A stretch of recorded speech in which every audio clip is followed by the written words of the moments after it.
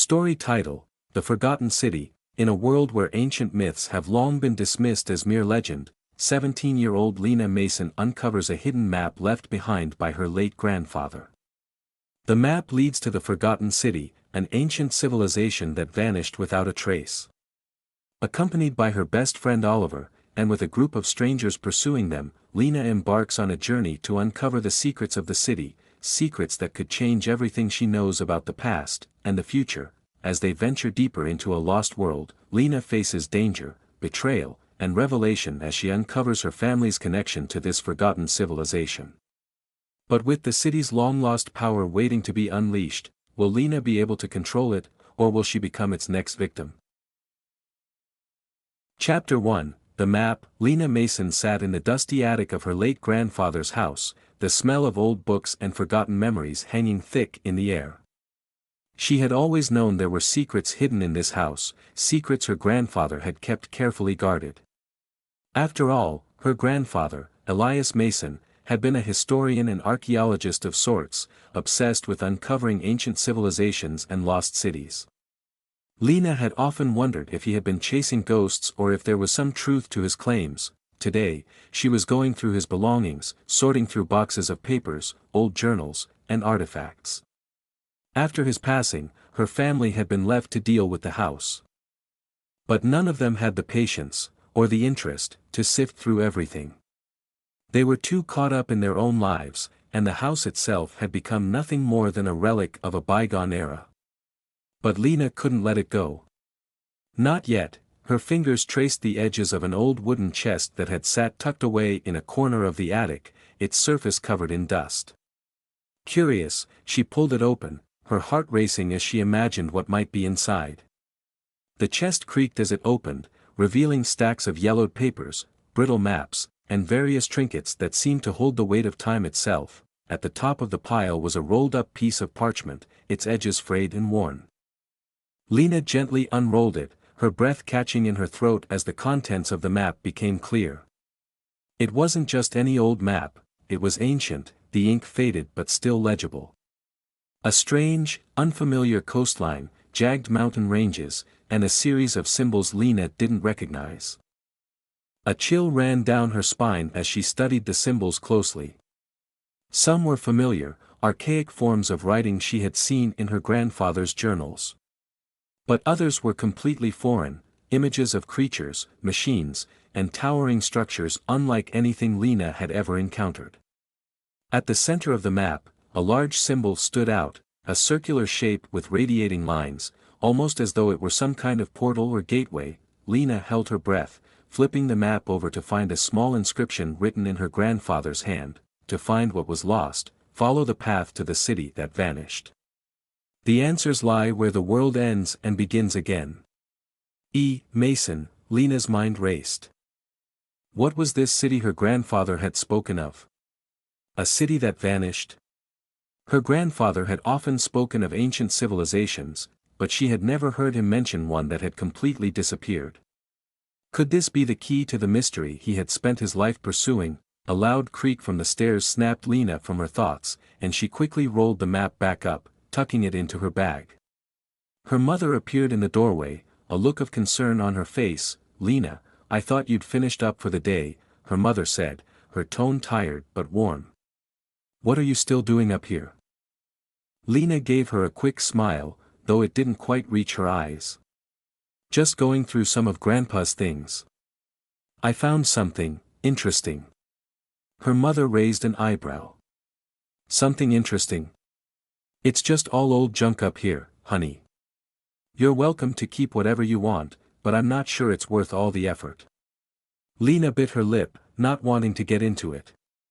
She hadn't yet fully processed what she had found, but there was no doubt in her mind that the map was important enough that she couldn't just let it slip away like the rest of her grandfather's forgotten relics. "I'll be down in a minute," Lena said, trying to hide her excitement. "I just want to look at one more thing." Her mother nodded and disappeared back down the stairs, but Lena knew her curiosity had already been piqued. She had to figure this out. She had to know what this map was leading to, and why it had been left behind. Later that night, after dinner, Lena sat at her desk in her room, the map spread out before her. She couldn't shake the feeling that she had just stumbled upon something monumental. Her fingers traced the ancient symbols, trying to decipher their meaning, but the more she looked, the more questions arose. She reached for one of her grandfather's journals that she had brought back from the attic. It was filled with his scrawlings, notes on expeditions, theories on lost cities, references to ancient cultures.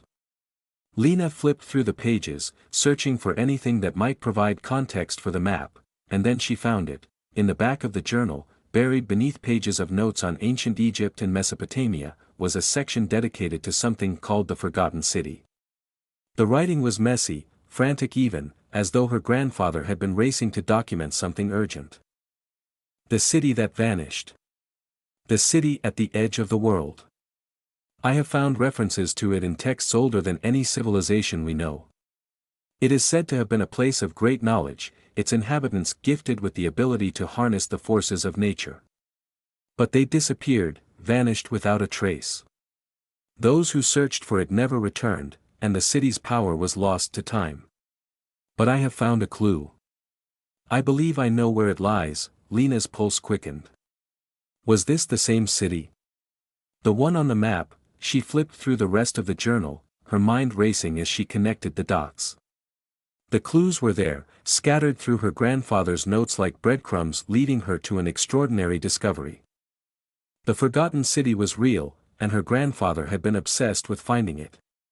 She was certain now that the map she had found was part of his quest, but why had he never shared it with anyone? What had he discovered that had driven him to keep it hidden? Lena knew one thing for sure, she couldn't ignore this. If there was even the smallest chance that the map led to the Forgotten City, she had to follow it. The journey might be dangerous, but her curiosity, and her sense of destiny, were too strong to ignore. She looked out the window, her eyes reflecting the starlit sky. Tomorrow, she would start preparing. She would follow the map, wherever it led. And for the first time in years, Lena Mason felt something deep within her stir, something her grandfather had left behind, a legacy, a mystery, and the chance to uncover something that had been forgotten by history. Chapter 2, The Legend. Lena woke early the next morning, her mind still racing from the discovery the night before. The map. The journal. Her grandfather's obsession. It was all too much to process in one sitting. But there was no time to waste. Lena knew she had to act quickly, before anyone else could uncover the secrets her grandfather had left behind. She grabbed the map from her bag and spread it out on her desk. The symbols seemed to shift under her gaze, as though they were alive, trying to tell her something she couldn't quite understand. Lena traced the edges of the map again, her fingers hovering over the strange coastline and jagged mountain ranges. There had to be more to this. There had to be more clues hidden in the legend. As she sat there, lost in thought, her best friend Oliver knocked lightly on her door. "Hey," he called, poking his head into the room. "You're up early. Are you okay?" Lena looked up, startled by his sudden appearance, but then gave him a small smile. Oliver had been her friend since childhood. He was smart, resourceful, and adventurous, exactly the kind of person she needed by her side if she was going to pursue this crazy journey. "I'm fine," Lena said, though she knew it was a lie. "Just thinking about something." Oliver raised an eyebrow. "Something? You've been acting a little off lately. Is it about your grandfather?" Lena hesitated for a moment, her gaze dropping back to the map. She wasn't sure how to explain it to him. She wasn't even sure how to explain it to herself. But she couldn't keep it to herself any longer. "I found something, Ollie," she said quietly. "A map. A map that leads to something. Something my grandfather was looking for." Oliver stepped inside the room, his curiosity piqued. "A map? To what?" Lena pulled the map toward her, showing it to him. "To a city. A lost city. It's called the Forgotten City, and my grandfather believed it was real. He thought it held ancient knowledge, power, things that were lost to history. But he never told anyone about it. Not until now." Oliver leaned in, his eyes scanning the faded lines and symbols. He ran his fingers over the strange markings, clearly intrigued. The Forgotten City, huh? That sounds like something out of a legend. Lena nodded, her gaze distant. That's what I thought, too. But I found something else in Grandpa's journal. A legend. He believed that this city, this civilization, had the power to control nature itself. It was so advanced that it almost seemed like magic. But then, the city just disappeared. No one knows what happened to it, but the clues point to it being real. Oliver looked at her, a mix of excitement and disbelief in his eyes. Are you saying that you think your grandfather found the city? And that this map leads to it? Lena swallowed hard. I don't know. But I'm going to find out. Oliver looked at her, his expression serious. Are you sure about this, Lena? I mean, this sounds dangerous. You're talking about a city that's been lost for centuries. Who knows what's out there? What if your grandfather was right all along and found something that shouldn't be found? Lena met his gaze, feeling a surge of determination rise within her. I don't care what's out there. I need to know the truth. About the city. About my grandfather. I have to follow this. There was a long pause as Oliver considered her words. Then, to Lena's surprise, he smiled. Well, you're not going alone, he said, grabbing his backpack from the floor and slinging it over his shoulder. I'm coming with you. Lena laughed softly, relief flooding through her. You're crazy, you know that. Crazy? Nah, Oliver said with a grin. I'm just along for the ride. Besides, you know I can't let you go off on some wild adventure without me. Lena smiled back at him, her heart a little lighter. I'm glad you're with me, Ollie. They spent the rest of the day preparing for their journey. Lena gathered the supplies she would need, clothes, food, a journal to document their findings, and started planning their route. The map led to an isolated area deep in the jungle, somewhere far from civilization. It was a dangerous place, a place where few had dared to venture, but Lena wasn't scared, not yet, anyway. The thrill of discovery was too strong, the pull of the unknown too irresistible. As night fell, Lena lay in bed, staring at the ceiling. She couldn't shake the feeling that this was all part of something much bigger than herself. Her grandfather's obsession, the map, the city, all of it felt like a riddle waiting to be solved. But there was still so much she didn't understand. What had happened to the Forgotten City? Why had it vanished? And most importantly, what had her grandfather uncovered that had driven him to keep the secret for so long? Lena's thoughts were interrupted by a soft knock on her door. She sat up quickly, her heart racing, but when she opened it, she found her mother standing there, holding a steaming mug of tea. Can't sleep? Her mother asked.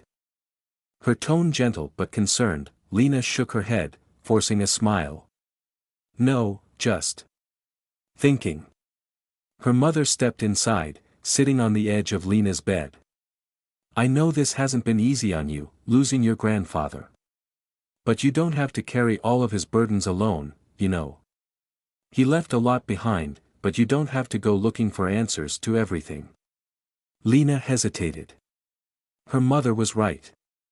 Her grandfather's death had left a hole in their family, one that hadn't quite healed. But Lena felt something deep inside her, something calling her to uncover the truth. She couldn't ignore it. I know, Mom, Lena said softly. But I have to do this. I need to find out what he was after. It's important. To me, to him. I think it's the only way I'll ever understand. Her mother gave her a long, searching look, as if weighing the words Lena had just spoken. Then, with a sigh, she nodded. Just promise me you'll be careful, she said. I don't want to lose you too. Lena smiled, though it was a bittersweet smile. I promise, Mom. That night, as Lena drifted into sleep, she couldn't shake the sense that she was on the brink of something monumental. The Forgotten City, if it was real, held secrets that could change everything. But what would she find once she got there? Was the city a place of wonder, or something more dangerous than anyone could imagine? Lena closed her eyes, the map's strange symbols dancing behind her eyelids, and drifted into a restless sleep, her mind filled with questions.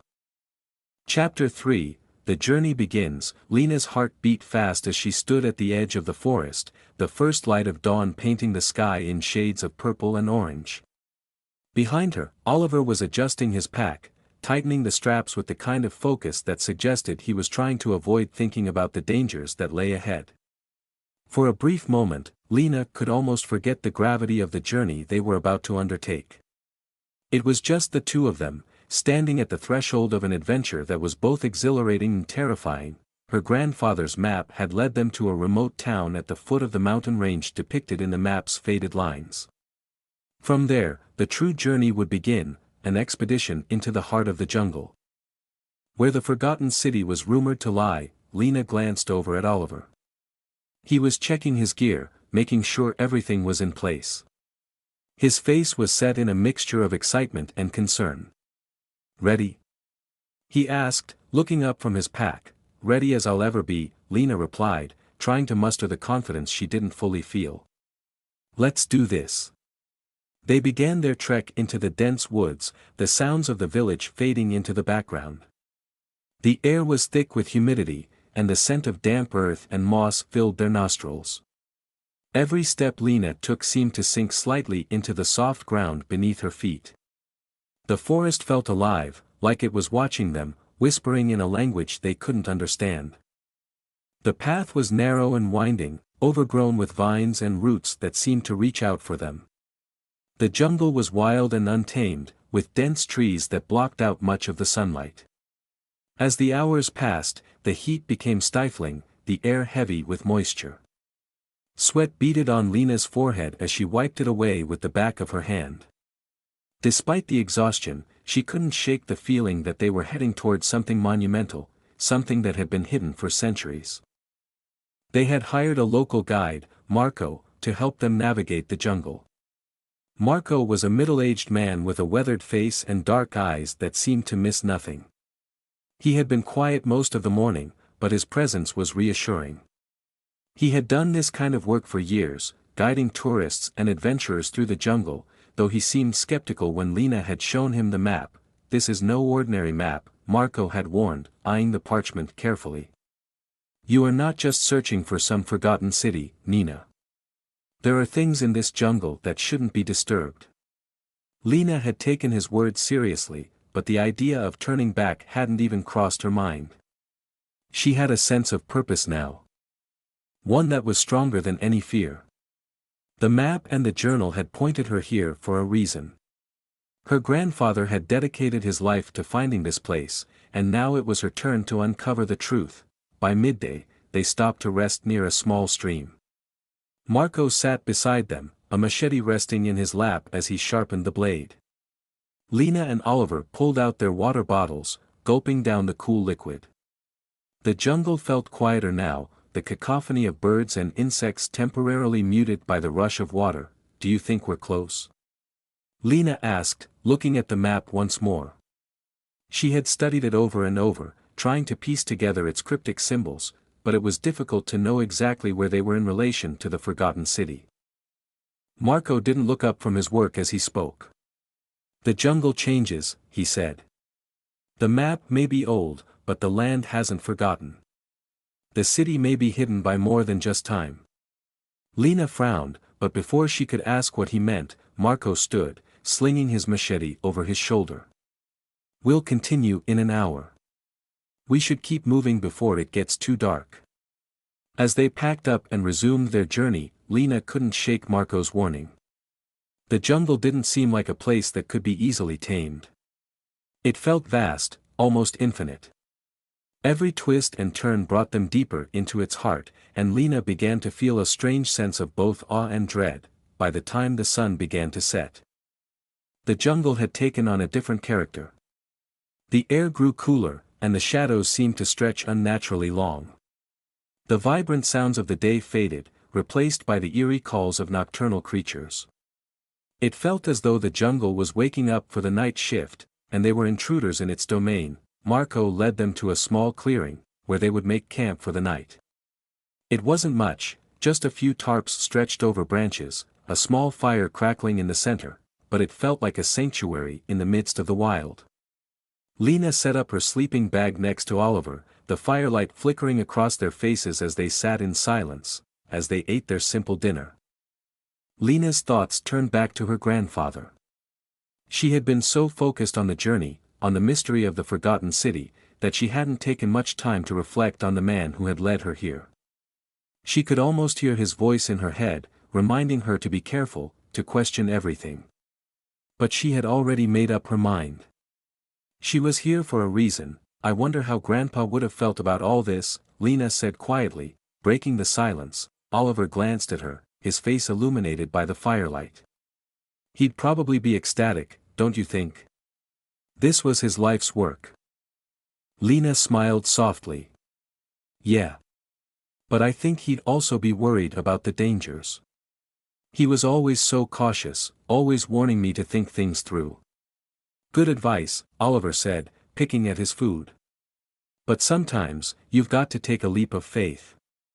Lena considered this, the weight of Oliver's words settling over her. She had taken a leap. And there was no turning back now. As the fire crackled and the night deepened around them, Lena found herself staring into the flames, wondering what awaited them in the depths of the jungle. The map, her grandfather's obsession, the legend of the forgotten city, everything had led to this moment. And yet, despite her resolve, doubt crept into her mind. What if they didn't find the city? What if they encountered dangers far beyond their comprehension? Her thoughts were interrupted by Marco, who had been watching the forest intently. He stood up suddenly, his eyes scanning the trees. We're not alone, he said, his voice low and tense. Lena's heart skipped a beat. The air seemed to thrum with anticipation. She looked around, but all she saw was the darkened jungle, the shapes of trees stretching out like shadowy giants. What do you mean? She asked, her voice barely a whisper. Marco didn't answer immediately. Instead, he crouched low, motioning for them to follow suit. Listen, he whispered, and that's when Lena heard it, just at the edge of the clearing, a sound like distant footsteps. Moving deliberately, almost purposefully. Her breath caught in her throat. They had been in the jungle for hours, but this felt different. This wasn't the natural rhythm of the jungle. This was something, or someone, else. Chapter 4, The Shadow in the Trees. The jungle fell deathly quiet. The usual hum of insects and the calls of night animals seemed to fade, as if the entire forest was holding its breath. Lena's heart raced, her eyes scanning the shadows beyond the firelight. The footsteps grew closer, unmistakable in their rhythmic pacing.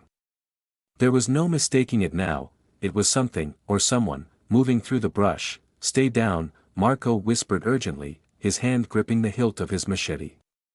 He crouched low beside them, his eyes fixed on the darkness surrounding their camp. His muscles were taut, as though every fiber of his being was on alert. Lena nodded, her own nerves jumping into overdrive. She could feel Oliver's breath next to her, shallow and quick, his face pale in the dim light. He was just as scared as she was, though neither of them dared to voice it. The sound of footsteps stopped abruptly, as if whoever, or whatever, was moving had heard their shift in position. The air became heavy, suffocating. Lena strained to hear anything, but all she could detect was the wild, pounding rhythm of her own pulse in her ears. After what seemed like an eternity, Marco stood slowly, signaling for them to remain still. He motioned to the edge of the camp, his eyes locked in that same, unwavering focus.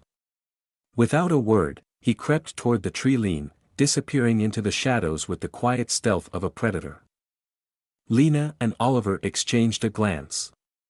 They didn't dare speak, but both of them knew something was wrong.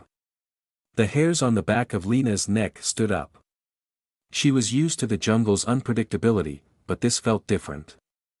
The jungle wasn't watching them, it was waiting. Minutes stretched into what felt like hours. Lena barely breathed, afraid that any movement or sound would give them away. The fire crackled in the center of the camp, the only thing keeping the darkness at bay. And then, without warning, Marco appeared again, his silhouette barely visible in the dim light. He was moving swiftly, almost silently, his eyes flicking between Lena and Oliver. "We're being tracked," he said in a low, clipped voice. Lena's stomach tightened. "By who?" Marco didn't answer right away. He crouched beside them again, his eyes flicking toward the trees. The silence felt oppressive. Then, finally, he spoke. "I don't know, but I've seen something like this before. The jungle isn't just a jungle. There are others. People who live out here, beyond the reach of civilization. They don't take kindly to intruders." Lena's mind raced. "You mean, like a tribe?" Marco nodded. His expression grave. "A tribe, or something else. I'm not sure. But I know this jungle, and this isn't the first time I've encountered them. We need to move, now." Oliver's hand found Lena's in the darkness, gripping it tightly. "What do we do?" "We don't stay here," Marco replied. "We pack up. Quietly. Stay low. And we move out before they find us." Lena's stomach churned. She wanted to protest, to ask more questions, but there was no time. Marco was already moving to their gear, gathering their things with swift, practiced movements. They quickly packed up the camp, moving without speaking. The jungle seemed to close in on them, its thick foliage a maze of dark shadows and unseen eyes. They moved swiftly, their movements synchronized in a way that made Lena feel a strange sense of urgency. It wasn't just fear, it was the kind of instinct that pushed you to survive, to flee when something was out there hunting you. After what felt like an hour of moving through the underbrush, they stopped near a small clearing, hidden from view. Marco checked the surroundings, his eyes darting left and right. Lena leaned against a tree, breathing heavily. Her mind was racing, trying to piece together what had just happened. Who were these people? Were they the ones her grandfather had written about? Had they been protecting the city all along? Marco was still scanning the jungle. "Stay low," he whispered. "They'll come soon, if they're following us. We need to find shelter, something to throw them off our trail." "We can't keep running," Lena said, a burst of frustration rising inside her. "We need to know who they are. What they want." Marco's eyes were intense. "I know, but right now, survival comes first. We'll deal with them when we can." The weight of his words settled heavily on her. Lena had always been the one to push forward, to take risks. But in this moment, she understood. Marco had experience in this jungle, and his caution was well placed. She would have to trust him. They all would have to trust him. They continued their trek through the jungle in silence, moving quickly, but with the quiet precision of hunters. Lena's heart still pounded, the adrenaline keeping her senses sharp. The jungle, once a place of wonder and mystery, had become a land of shadows and fear, by the time dawn broke over the horizon. They had made it to a rocky outcrop, a natural ledge that overlooked a deep ravine. Marco signaled for them to stop, and they huddled together, trying to catch their breath. They had escaped whatever, or whoever, had been tracking them, but Lena couldn't shake the feeling that they were still being watched. As they rested, Marco pulled out a small compass and studied it for a moment before looking at Lena. "We're close to the first marker. But we can't afford any more delays. We need to keep moving." Lena nodded, but she could feel the weight of the decision she had made pressing on her. The city was just beyond their reach, and yet, the jungle seemed to be closing in on them with every step they took. They were deeper in the wilderness now, with no clear path ahead. "We'll keep going," Lena said, her voice steady despite the unease growing inside her. "But Marco, if you know anything about these people, you need to tell us now." Marco glanced at her, his face unreadable for a moment. "I told you what I know. But the jungle hides many things. Some of them are human, some are not." Lena's stomach tightened, the words hanging heavily in the air. What had she gotten herself into? Chapter 5, Whispers in the Wind. The journey grew even more intense as they pushed forward through the dense jungle. The air was thick with moisture, and the sounds of distant animals filled the silence between their footsteps. Lena could feel the weight of Marco's warning pressing down on her shoulders, a constant reminder that the jungle was not just a place of natural danger, but of something far more ominous, something that seemed to be hunting them. They had been walking for hours, moving in silence, with only the occasional whisper of Marco's voice as he guided them through the labyrinth of trees and underbrush. Every crack of a twig, every rustle in the leaves, seemed to set Lena's heart racing. But she kept her pace steady. The map her grandfather had left behind was still their only guide, and she had to trust it. She had to trust that they were heading in the right direction. It wasn't long before the jungle began to feel different. The canopy above grew thicker, blocking out more and more sunlight. The path became less clear, and the terrain more treacherous. Roots twisted across the ground like hidden snakes, and large, thorny vines stretched down from the trees, adding to the growing sense of claustrophobia. Lena could feel herself growing tired, her limbs heavy with exhaustion, but she knew there was no turning back. The tension that had settled between them, especially between her and Marco, was palpable. They had been walking in near silence for the past few hours, Marco's grim expressions making it clear that he was on edge. He would occasionally glance over his shoulder, as though expecting someone, or something, to be right behind them. "Do you hear that?" Oliver's voice broke the silence, his words barely more than a whisper. Lena stopped in her tracks, holding her breath. The forest was silent for a moment, the usual chorus of wildlife momentarily stilled. And then, from somewhere deeper in the jungle, Lena heard it, the faintest sound of a low hum, almost like a chant, drifting through the trees. Marco's eyes narrowed. He motioned for them to stop. "Stay quiet," he said, his voice barely audible. "It's them. They're close." Lena's heart thudded loudly in her chest. She had heard of tribes in the jungle, isolated groups that had been living for centuries, untouched by modern civilization. But this felt different. This wasn't just a tribe. It was something older, something that had been hidden for centuries. And it was watching them. They pressed on quietly, moving as swiftly as they could, with Marco leading the way. The chanting grew louder as they advanced, until it became almost deafening. The rhythm of the chant seemed to pulse through the earth, like a heartbeat, and it unsettled Lena in a way she couldn't quite explain. The air felt thick, heavy with something unseen, and then, out of the corner of her eye, Lena saw it. A figure, darting between the trees. It was too quick to make out any details, but it was unmistakable, a shape, moving with the same eerie grace that she had felt earlier in the night. The shadow disappeared just as quickly as it had appeared, but the sense of unease in the pit of her stomach grew stronger. Marco didn't break his pace, but Lena could tell he had seen it too. He was moving faster now, urging them to keep up. The chanting was so loud now that it seemed to surround them, vibrating in their bones.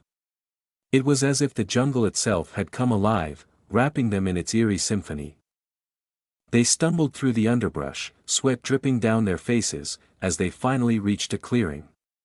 The trees opened up to reveal a vast, jagged rock face. It was a cliff, towering high above them, with strange symbols carved into the stone. Lena could feel the air around her shift. Something ancient was here, something that had been waiting for them. Marco stopped, his hand going up in a silent signal for them to halt. He was breathing heavily now, his face tight with concentration. "This is it," he murmured, his voice low. "We're close." Lena stepped forward, her eyes scanning the cliff face. The symbols etched into the stone were unlike anything she had ever seen. They were intricate and beautiful, but also haunting, as if they held secrets long forgotten by time. Her fingers itched to touch the carvings, to trace the lines of the symbols, but she held herself back. There was a sense of reverence here. This wasn't just a place. This was something sacred. Marco stepped forward, his hand brushing lightly against the stone. He closed his eyes for a moment, almost as if in prayer. The city lies beyond this cliff, he said, his voice barely above a whisper. But we need to be careful. They'll know we're here now. Lena's heart skipped a beat. The city, the forgotten city, was just beyond this cliff. They had made it. They were so close, closer than she had ever imagined, but at the same time. The weight of Marco's warning hung heavy in the air. The people, or things, that had been following them were not just protecting the city. They were guarding something Lena wasn't sure she was ready to face. As if on cue, the chanting stopped. Lena held her breath, her body frozen in place. She could hear it now, the sound of footsteps, the unmistakable shuffle of many feet moving through the jungle. The figures that had been following them were close. They were closing in. Marco, Oliver said urgently, his voice tight with fear. What do we do? Marco turned to face them, his face grim. We can't outrun them anymore. We fight, or we face whatever comes next.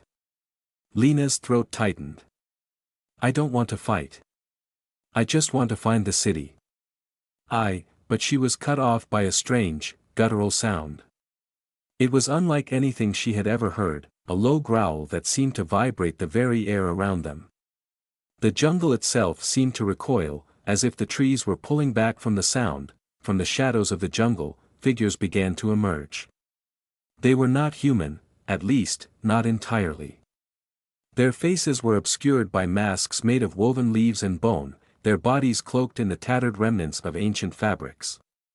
They moved with purpose, surrounding the clearing as their eyes glinted with an unsettling intensity. Lena's breath caught in her throat. There was no turning back now. Chapter 6, The Guardians of the City. The figures surrounding them were like shadows, their movements calculated, graceful, and unnervingly silent. As they emerged from the jungle, the clearing became a ring of silent watchers, their faces hidden behind masks, their eyes gleaming with an intensity that made Lena's heart race. They wore ancient armor, some made of bone, others of woven reeds and animal skins, all seemingly designed for the dense, unforgiving jungle. Lena's instincts screamed at her to run, but Marco held his ground, his eyes scanning the figures. His hand rested on the hilt of his machete, but he made no move to draw it. The atmosphere was thick with tension, the jungle around them holding its breath. One of the figures stepped forward, a tall man with a mask adorned with intricate patterns of leaves and feathers. His presence was commanding, almost regal, though his posture was relaxed. He moved with an almost eerie confidence, his gaze sweeping over the group. Lena felt a strange chill run down her spine, as though he could see straight through her. Marco's hand tightened around his machete, but he didn't make a move. We don't want any trouble, he said, his voice steady but firm. We're just passing through. We seek knowledge. The masked man didn't respond immediately. Instead, he studied Marco, his piercing eyes narrowing ever so slightly. For a long moment, it felt as if the entire jungle was waiting for something, waiting for a sign. A gesture, a reason, and then, to Lena's surprise, the figure spoke, his voice low and measured, yet with a strange melodic quality to it. Knowledge, you seek. But knowledge comes at a price. Lena swallowed hard, her mind racing. This wasn't just a chance encounter. These people were guarding something, and it was clear that they weren't going to let anyone pass without their own conditions being met. Who are you? Lena asked, her voice trembling despite her attempts to sound confident. Why are you following us? The masked figure tilted his head slightly, as if considering the question carefully. We are the guardians of the city, he said. We protect what is hidden, what is sacred. The forgotten city is not for the unworthy. It will remain hidden from those who do not understand. Lena felt her heart leap at the mention of the city. This was it, the very place she had been searching for. Her grandfather's words echoed in her mind, find the city, and you will find the truth, but the guardian's words made it clear that the truth came with a price. And she wasn't sure if she was ready to pay it. What do you want from us? Marco asked, his voice still calm but now tinged with a hint of urgency. He knew, as did Lena, that time was running out. The Guardians had made their move. If they didn't act soon, the chance to reach the city might slip away. The Guardian who had spoken before stepped forward again, his eyes locking onto Marcos with a steady, unflinching gaze. The city has been hidden for centuries. Its secrets are not to be revealed lightly. You have come seeking knowledge, but you are not yet prepared to understand it. Lena's pulse quickened. What do you mean? We have a right to know. My grandfather, he left us a map. He was one of you, wasn't he? The Guardian's expression remained unreadable behind his mask. But his body language stiffened slightly at the mention of Lena's grandfather. He exchanged a brief glance with the others, and then slowly, he spoke again. Your grandfather was a part of a different time, a different order. He knew the dangers of the city. He knew that the truth was not something to be taken lightly. He sought it for reasons of his own, but he never returned. Many have come, and many have been lost. Lena felt a surge of panic. What happened to him? The Guardian's tone softened, almost imperceptibly. Your grandfather was not the first to seek the city. Nor will he be the last. But those who do not respect the city's boundaries are never seen again. The city demands more than just knowledge, it demands sacrifice. Lena's heart sank. Sacrifice? What kind of price was she being asked to pay? She glanced at Marco and Oliver, seeing the same questions reflected in their eyes. What kind of sacrifice? Marco asked, his voice low but determined. The Guardian took a step closer, his eyes never leaving Marco's. A sacrifice of self. The city tests those who seek it. Only the worthy are allowed to pass. The rest are consumed by the jungle, their bodies and souls lost to the very earth that protects the city. Lena's breath caught in her throat. The jungle wasn't just a place, it was a living, breathing entity, a guardian of the city, and it seemed to have a mind of its own. The idea of sacrificing herself, or anyone else, for the knowledge that lay hidden beyond this point was terrifying. You want us to prove ourselves? Lena asked, her voice barely above a whisper. The Guardian nodded slowly. Only those who understand the price are worthy of the city's secrets.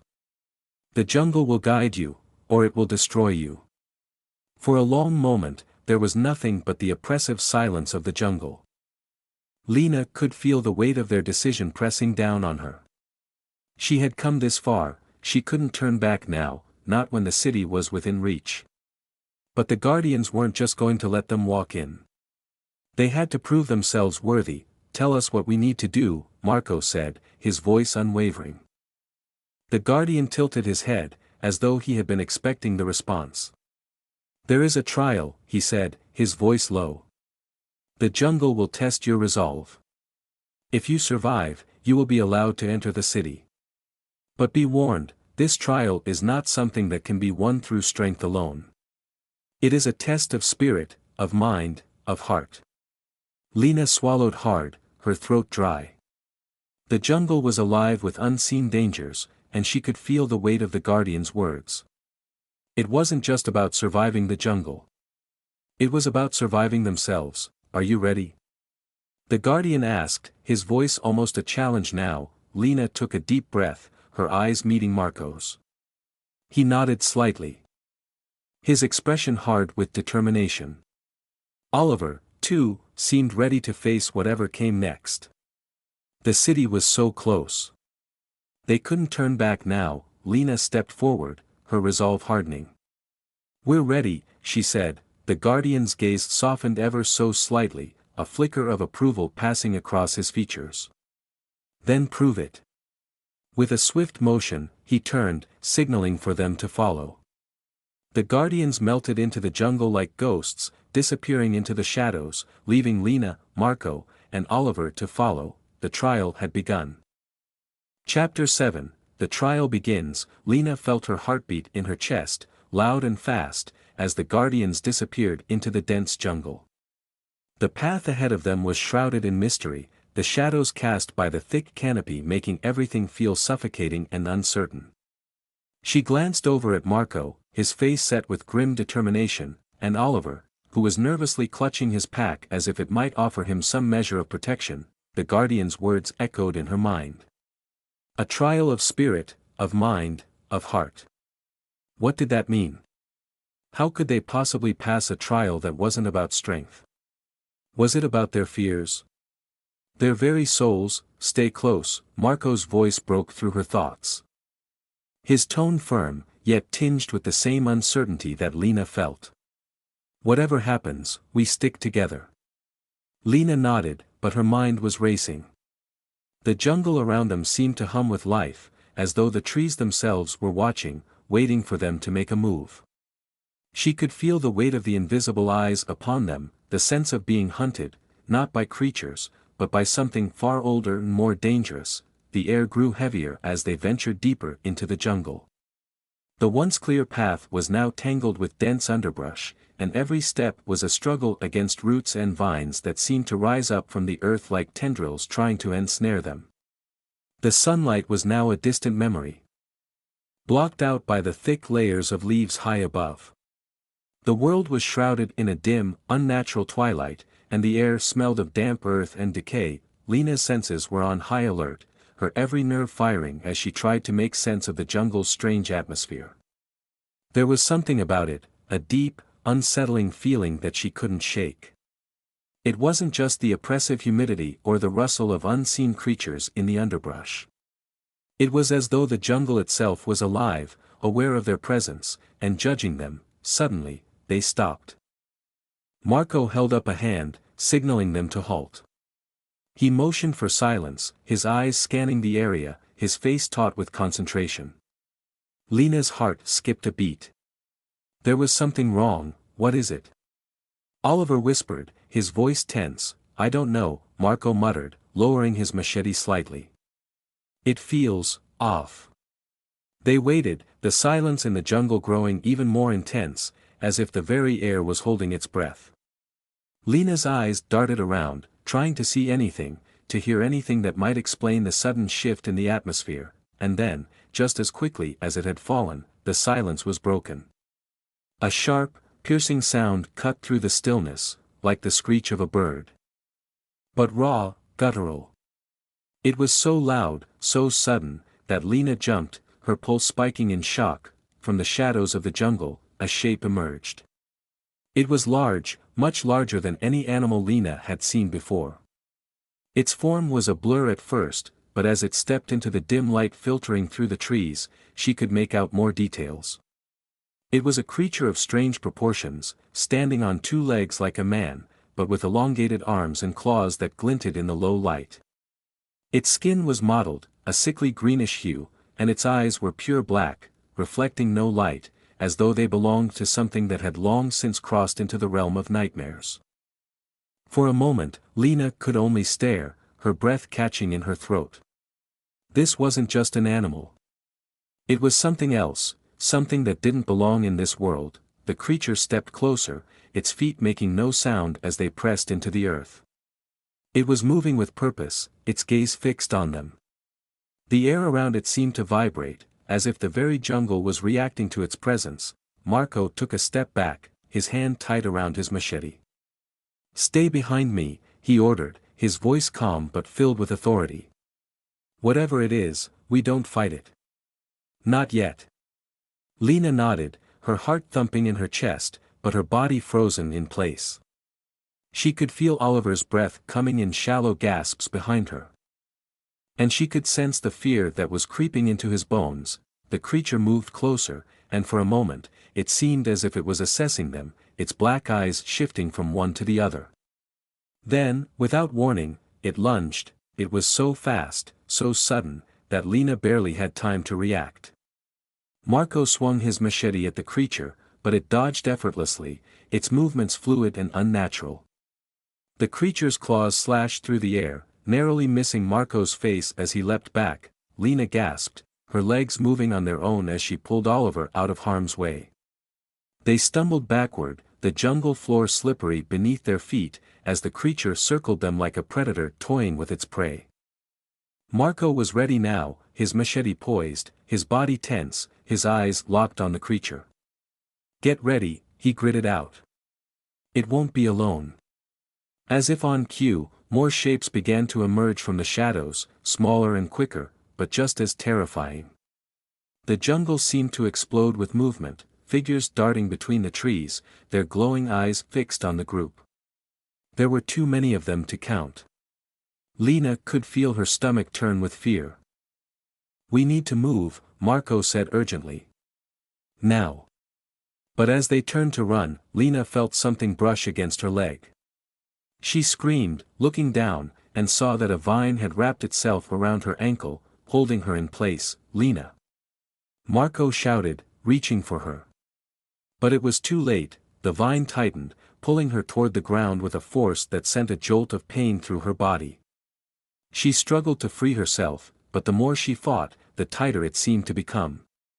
Her breath quickened, panic rising in her chest. "Lena, hold on!" Marco shouted, but the creature was closing in. Then, just as the creature leapt at them, a piercing, shrill cry echoed through the jungle. The creatures paused, their heads snapping toward the sound. For a moment, they hesitated, as if in obedience to something, or someone, else. The vines loosened, and Lena collapsed to the ground, gasping for air. She looked up, confused, as the creatures began to retreat, melting back into the shadows of the jungle. What happened? Oliver breathed, his voice shaking. Marco stood tall, his machete still raised, but his eyes narrowed, scanning the jungle. "That wasn't the jungle's trial," he said, his voice tight. "It was something else. A warning." Lena struggled to her feet, her heart still racing. "A warning?" she repeated, her voice hoarse. "From what?" Before Marco could answer, the voice of the guardian echoed through the trees, low and distant but unmistakable. "You have survived the first test. But the jungle is not done with you yet."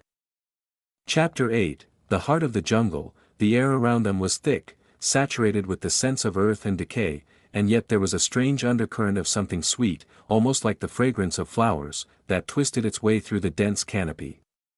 But it wasn't the jungle's oppressive atmosphere that weighed heavily on Lena's chest, it was the knowledge that they were being watched.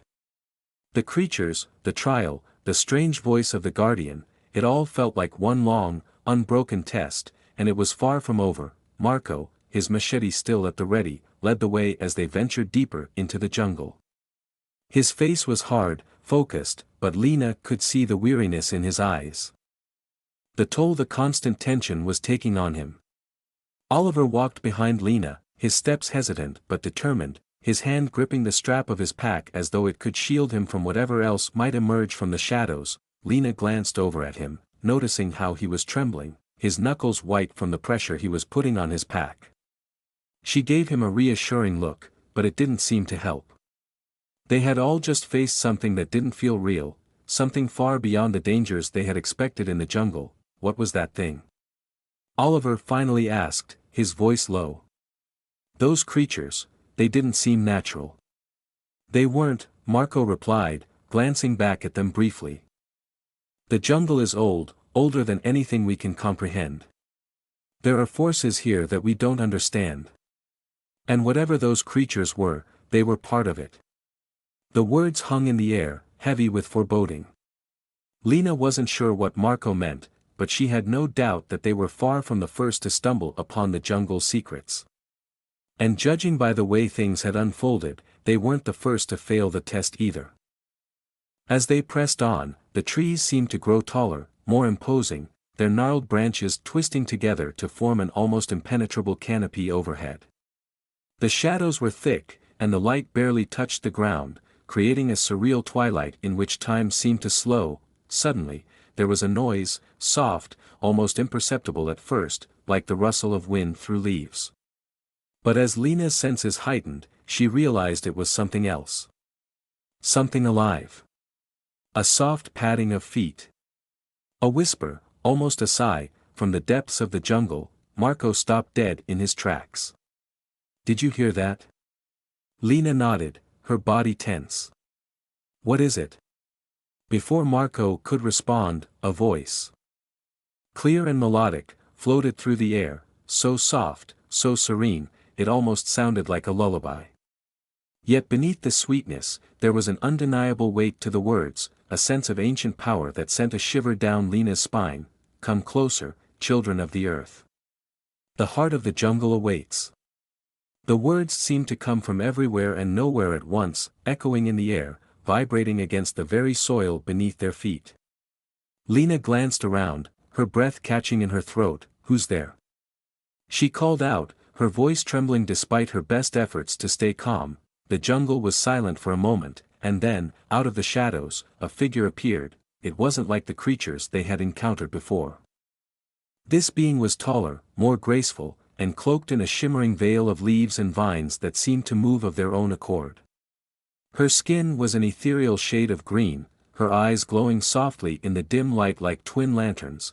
The figure stepped closer, her movements fluid, as if she were part of the jungle itself. Her voice, when she spoke again, was as smooth as the wind through the trees. Do not be afraid, child. I am not your enemy. Lena's breath caught in her throat as she stared at the figure, unsure whether to be terrified or mesmerized. Who are you? She asked, her voice barely above a whisper. The figure smiled, her expression serene yet sad, as though she carried the weight of countless centuries. I am the guardian of the heart, she replied, her voice a soft murmur. I am the keeper of this land's spirit, the protector of its soul. I have watched over the jungle for eons. Guardian of the heart. Marco's voice was cautious but curious. The jungle has a spirit. The figure nodded, her gaze shifting to the dense trees around them, her eyes reflecting the deep green of the jungle itself. Yes. The jungle is alive.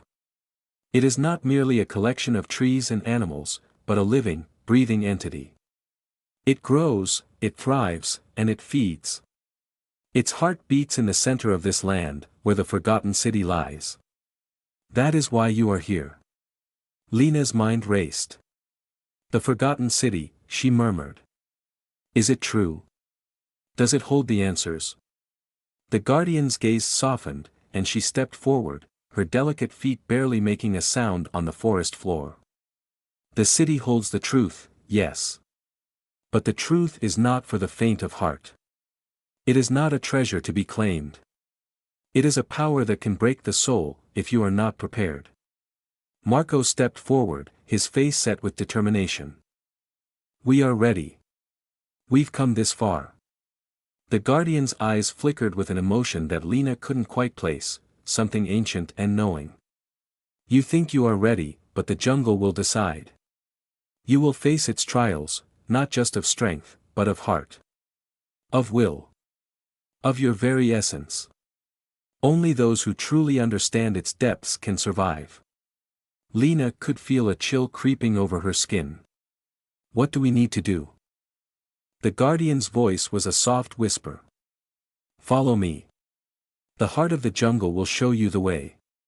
But remember this, once you enter, you will no longer be the same.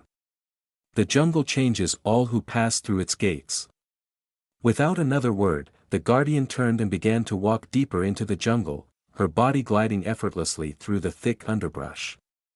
Lena hesitated for a moment, exchanging a glance with Marco. His eyes were resolute, but there was a flicker of doubt, of uncertainty, hidden deep in their depths. Do we follow her? Oliver whispered, his voice shaky. Marco nodded. We don't have a choice. We've come too far to turn back now. Lena's heart pounded as she followed Marco and Oliver. Taking the first step into the unknown. The jungle was alive, its pulse in sync with her own, and the further they went, the more it felt like they were stepping into something beyond their understanding. The path ahead was unclear, obscured by the weight of the trees and the dense, hanging vines that dripped with moisture. But one thing was certain, the trial had only just begun, and the jungle's heart awaited. Chapter 9, The Forgotten City. The deeper they ventured into the jungle, the more Lena felt as though they were no longer merely walking through a forest. It was as if the very air had changed, becoming denser, more alive. Every step they took seemed to reverberate through the earth itself, as though the jungle was listening, waiting, judging. The guardian, with her ethereal form, moved ahead, her silhouette barely visible through the thick underbrush, leaving Lena, Marco, and Oliver to follow. Lena's breath came in slow, measured gasps as she fought to keep her footing on the increasingly treacherous path. The forest floor was slick with mud, and the vines that once seemed like simple obstacles now twisted and writhed, almost as if they had a life of their own. Every now and then, she would glance over at Marco, who was studying the path ahead with a furrowed brow, but his expression was unreadable. Oliver, on the other hand, looked as if the very act of breathing had become a challenge. His eyes darted around at every noise, his body tensing at the smallest movement in the shadows. He hadn't said much since they had encountered the Guardian, but Lena could see the fear in his eyes. She couldn't blame him. There was something unnatural about this place, something unsettling that gnawed at the edges of her sanity. They had been walking for what felt like hours, though it could have been mere minutes in the jungle's timeless expanse. The sky above had turned a deep, bruised purple, and the usual sounds of the jungle, chirping insects, calls of distant creatures, had grown eerily quiet. The world seemed to hold its breath, the only sound the soft shuffle of their feet through the thick foliage. Finally, the Guardian stopped. Lena nearly collided with Marco when they came to an abrupt halt. Before them, the jungle parted, as though it had been waiting for their arrival. What lay ahead was nothing short of astonishing: the Forgotten City. At first glance, it was like something from a dream, an ancient, crumbling ruin overtaken by nature, where vines and roots twisted through broken columns, and the air shimmered with the magic of centuries past. The city was built into the very stone of the land, its structure rising out of the jungle like a sleeping titan, the remnants of a civilization long lost to time. Is this it? Oliver asked, his voice a mixture of awe and fear. Lena couldn't answer immediately. Her gaze was locked on the massive stone steps that led up to a grand entranceway, flanked by statues of creatures she didn't recognize. Some were humanoid, others animalistic, with eyes carved so intricately that they seemed to follow her every movement. The air was thick with the weight of history, the power of a civilization long gone but still present in every stone, every vine, every shadow. The Guardian turned toward them, her gaze steady. "This is the heart of the jungle," she said softly. "This is where the trials of the spirit begin." Lena swallowed hard. "The trials are here?" The Guardian nodded. "Yes. But remember, what you face here is not just about survival. It is about understanding. The city is not merely a place.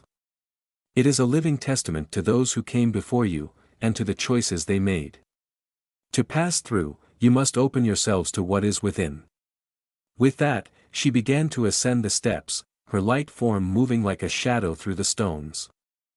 Without another word, Lena and Marco followed, though Lena hesitated for a moment, her heart racing as they approached the darkened entrance of the Forgotten City. Oliver was silent beside her, his expression pale and uncertain. His eyes flickered over the statues, the carvings on the walls, as though searching for something he couldn't see. "Do you think we're ready for this?"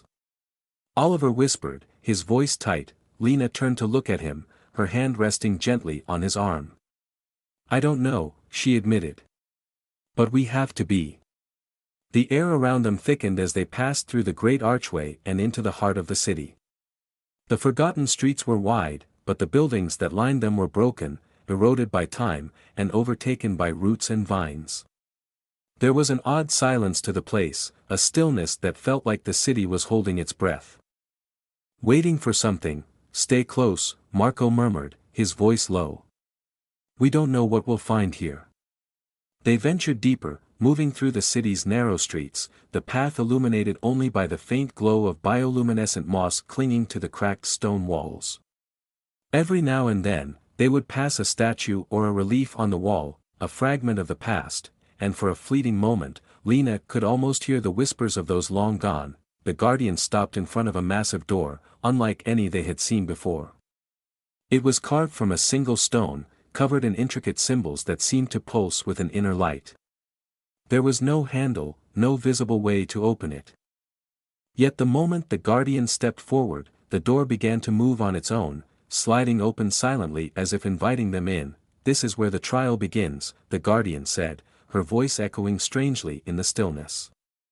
"What you face beyond this door is the test of your heart.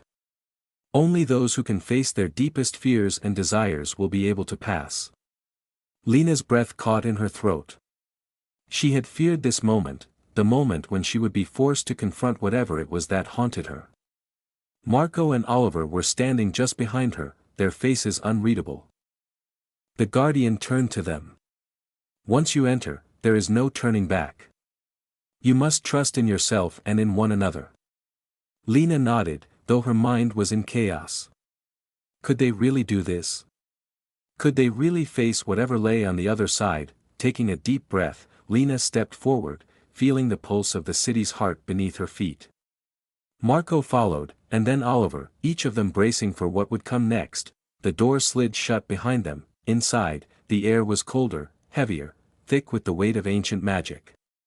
The walls were lined with more symbols, glowing faintly in the dim light. The path ahead was dark, but the faint glow from the markings on the walls guided their way. At the far end of the hall, Lena could see a figure waiting for them, silhouetted against a bright, pulsating light. As they moved closer, the figure stepped forward, revealing itself in the light. It was tall, its features obscured by a flowing cloak that shimmered in the dimness, its hands raised as if to greet them. And though its face was hidden, Lena could feel its gaze, piercing, all-knowing, full of power. "This is it," the guardian's voice echoed in Lena's mind. "You are here to face what you truly fear. You must understand yourself before you can move forward." Lena's pulse quickened as she stepped forward, her hand instinctively reaching for Marco's. But as she did, the figure began to speak. Its voice resonating through the chamber. "Tell me, Lena," it said, its voice both familiar and foreign, "what do you fear most?" Lena's heart thudded in her chest, and the answer she had been avoiding for so long bubbled up to the surface. Chapter 10, The First Trial. Lena stood frozen at the threshold of the glowing chamber, the pulsating light from the figure ahead casting long shadows across the stone floor. The air felt thick, charged with an energy that made her skin prickle. Her heart hammered in her chest, the beat almost drowned out by the thrum of the ancient power that seemed to surge through the walls. The figure, the cloaked being that had greeted them earlier, spoke again, its voice both soft and booming, echoing in the vast chamber. "Lena," it called, as if the name itself had weight. "What do you fear most?" Lena's breath caught. She had known this moment was coming, but now that it was here, the weight of the question threatened to crush her. She had spent her life running from her fears, burying them deep where they couldn't reach her.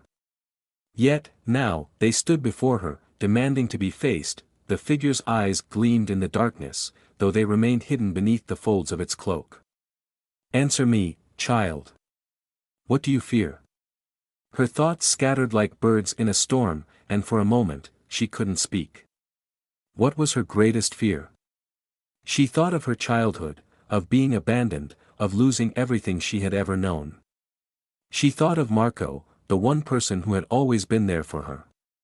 She thought of Oliver, fragile and scared, who seemed to rely on her more than he realized. But as she stood in the silent room, she realized that her greatest fear was far simpler, and more profound, than all of these. "I fear being forgotten," she whispered, her voice barely audible, as if confessing some dark secret to the shadows. "I fear that no matter what I do, I will never matter.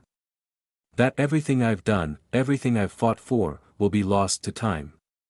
The figure's form shifted slightly, as if it was considering her words. The air grew colder, and Lena felt a sharp pang in her chest, as though her very soul was being laid bare. "You are not alone in this fear," the figure replied, its voice softer now, more sympathetic. "Everyone who has ever lived has shared it, at least, those who have known true loss. But fear, child, is a shackle. To move forward, you must break free of it." Lena took a shaky breath. She didn't know what this trial would entail, but the fear that had been gnawing at her heart for so long seemed to pulse in the air around her, waiting to be confronted. Suddenly, the room seemed to shift.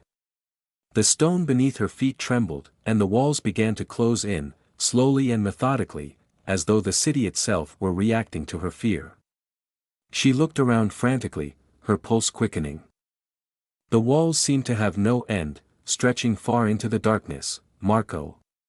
She called, her voice rising with panic. "Oliver." The darkness seemed to swallow her words, but the sound of her own voice only amplified the rising panic in her chest. The walls continued to close, the air thickening with each passing moment. She could feel the weight of time pressing in, the sensation of something slipping away, and then, as if by some invisible hand, the space before her flickered, and a single figure emerged from the gloom. It was her. But not the Lena she had come to know. This version of herself was younger, more vulnerable, dressed in the clothes she had worn as a child, her face stained with tears. The vision of her younger self looked up, eyes wide with fear, and spoke in a voice that wasn't her own. "You will forget me, won't you? You'll leave me behind just like everyone else." Lena's heart tightened as she gazed at the vision of herself, so innocent, so lost. It felt like staring into the mirror of her deepest regret. "No," Lena whispered, stepping forward. "I won't forget you.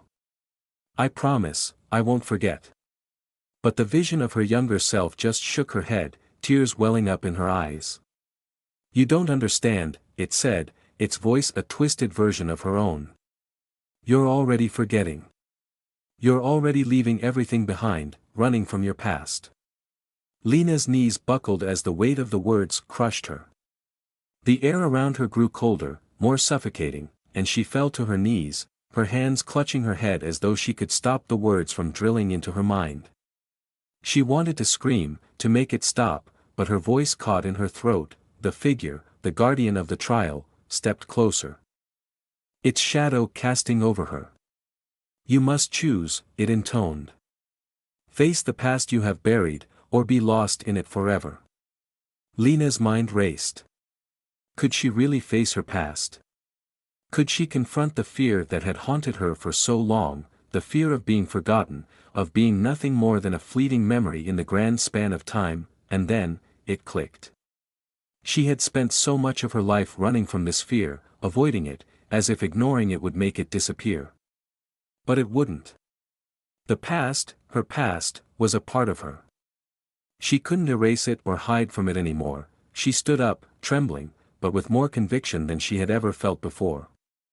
"I choose to remember," she said firmly. Her voice breaking the oppressive silence. "I choose to remember everything, my past, my mistakes, my fears. All of it."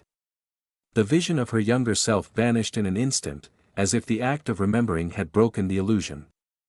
The walls of the chamber slowly began to recede, and the air lightened, as if the jungle itself was sighing in relief. Lena's heart was still pounding, but she felt lighter somehow, as though a great weight had been lifted from her shoulders. The shadows retreated, and the glowing figure before her nodded once, its eyes glowing softly in the dim light. "You have passed the first trial," the figure said. "You have faced your fear and embraced the truth. You are ready to move forward." Lena stood there for a moment, breathing deeply, her body still trembling from the intensity of the experience. Marco and Oliver stepped forward, their faces filled with concern, but Lena could see that they, too, had changed somehow. They had passed through something, just as she had. "Are you okay?" Marco asked, his voice soft. Lena nodded, her chest still tight with emotion, but she managed a small smile. "I'm fine. We've got this. Whatever comes next, we'll face it together." Oliver gave a hesitant nod, but there was a new determination in his eyes now. "Yeah. Together." The figure, standing silently before them, gestured toward the next door that had opened in the chamber. "The second trial awaits," it said, its voice like a distant echo. "Prepare yourselves." Lena took one last look at her friends, feeling a sense of resolve settle in her chest. The path ahead was uncertain, but one thing was clear, the jungle would test them, and they would have to face it, one trial at a time. With a deep breath, Lena stepped forward, followed by Marco and Oliver, ready for whatever came next. Chapter 11, The Trial of Trust. The air in the chamber grew colder as Lena, Marco, and Oliver stepped into the next trial. The glowing figure that had guided them thus far stepped aside, its shadow lingering in the background like a silent sentinel. The chamber before them was vast, its walls lined with smooth stone that seemed to shimmer faintly under the dim light. There was an eerie stillness in the air, and the oppressive weight of the jungle outside seemed to have faded, replaced by an unsettling calm. Lena couldn't shake the feeling that something was about to change, that the calm would shatter at any moment. Her breath was shallow, the echo of her first trial still reverberating in her chest. As she glanced around, she noticed that the walls were adorned with carvings, strange symbols she couldn't decipher. They seemed to pulse with energy, as if they were alive, watching. Marco, ever the pragmatist, looked around warily, his hand brushing against the cold stone. "What do you think this trial is about?" he asked, his voice low, barely above a whisper. Lena shook her head, uncertain. "I don't know. But whatever it is, we'll face it together." Oliver, standing slightly behind them, shifted nervously. "Yeah, but what if this trial is different? What if it's harder than the last one?" Lena met his gaze, offering a reassuring smile. "We've made it this far, right? We can handle whatever comes next. Together." The words felt hollow, even to her. In the back of her mind, the doubt from the first trial lingered like a shadow, but she pushed it aside. They had to trust one another now more than ever. Without warning, the chamber seemed to change before their eyes. The walls shimmered, and the air grew thick with an almost tangible tension. The ground beneath their feet shifted, and Lena stumbled slightly, reaching out to steady herself. Marco did the same, and Oliver took a step back, eyes wide.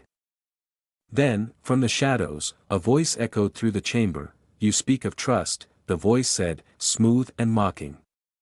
"But how well do you truly trust one another?" Lena's heart skipped a beat as she spun around, looking for the source of the voice. It wasn't coming from anywhere specific, but it was everywhere, seeping into her thoughts, invading her mind. "I trust them," Lena said, her voice trembling but firm. "I trust Marco. I trust Oliver." The voice chuckled softly. "Do you truly? Or do you trust them with conditions? What if the one you trust most in this world is the very one who will betray you?" Lena froze. The question hit her like a punch to the stomach. She glanced at Marco, who was looking back at her with a mixture of concern and confusion. Then her gaze shifted to Oliver, who looked equally uneasy. What if? The question was a seed, planted deep in her mind, and though she tried to push it away, it grew, wrapping its tendrils around her thoughts. She had trusted Marco, her closest friend, her partner through this journey. But what if? "No," she muttered under her breath, shaking her head. "No, I trust them." The voice continued, its tone softening, almost coaxing. "Do you? If they were faced with a choice, your life or their own, would they choose you? Would they choose each other, or would they sacrifice everything for their own gain?" Lena's stomach churned. The idea of betrayal, of choices that could tear them apart, was almost unbearable. She had been running from fear her entire life, but now it wasn't just about herself. It was about the ones she cared for most. "What are you trying to make us do?" Marco demanded, his voice growing more forceful. "We've come this far. We've stuck together. We're not going to turn on each other now." The voice laughed, a low, echoing sound that sent a chill down Lena's spine. "Oh, but you will. You already have." The world around them seemed to warp, and the chamber grew darker, the shadows swallowing the light. The walls twisted, and the very air felt oppressive, like the jungle itself was closing in on them. Lena's heart raced as she instinctively stepped closer to Marco and Oliver, seeking their presence for comfort. But as she did, something strange happened. the ground beneath them cracked, splitting open in a massive fissure, and out of the chasm rose two paths. One path was bathed in a soft, warm light, and the other was cloaked in darkness, impossible to see beyond. Both paths led in opposite directions, and both seemed to call to them in different ways. The voice spoke again, its presence so overwhelming it felt as though it was inside Lena's very mind. This is your choice. One path leads to safety. The other leads to betrayal. But you must choose alone.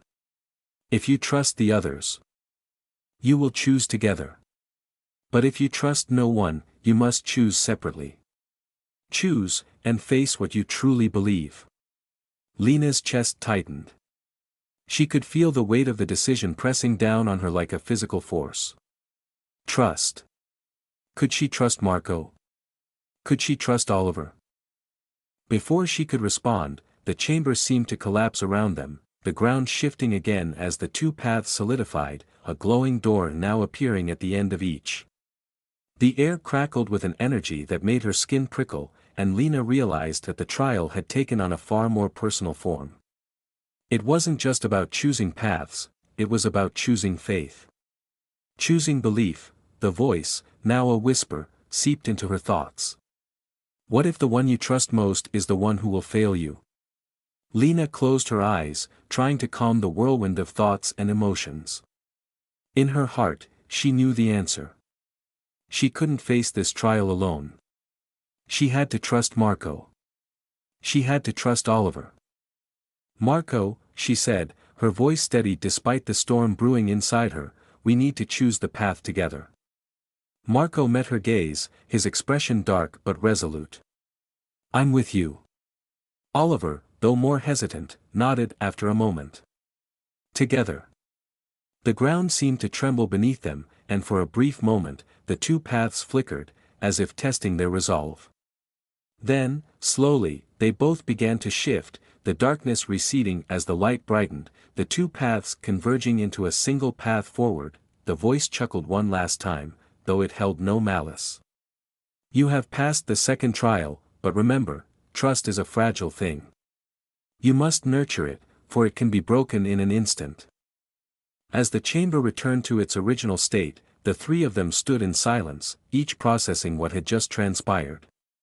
Lena's heart still raced, but now there was a deeper sense of connection between them, an unspoken understanding that whatever came next, they would face it together. Let's move forward, Lena said, taking a deep breath. Marco nodded, his hand briefly brushing hers. Together. And with that, they moved forward, the next door opening in front of them, ready to face whatever trials lay ahead. Chapter 12, The Trial of Sacrifice. The moment they stepped through the door, Lena felt the air shift, becoming thick and oppressive. The jungle had fallen away, replaced by a wide, open space that stretched out before them.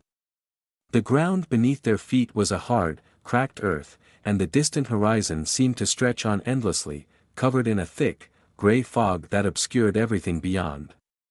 The air felt colder here, devoid of the lush, vibrant life that had once filled the city. As they ventured further, the silence grew deafening. Even their footsteps seemed muted, swallowed by the vast emptiness. There was no sound, no birds, no wind, not even the rustle of leaves. It was as though they had stepped into a forgotten corner of the world. A place where time stood still. Lena's heart beat faster as they continued walking. The weight of their previous trials hung heavy on her shoulders. After overcoming their fears and trusting one another, she couldn't shake the feeling that this trial would be different. More difficult.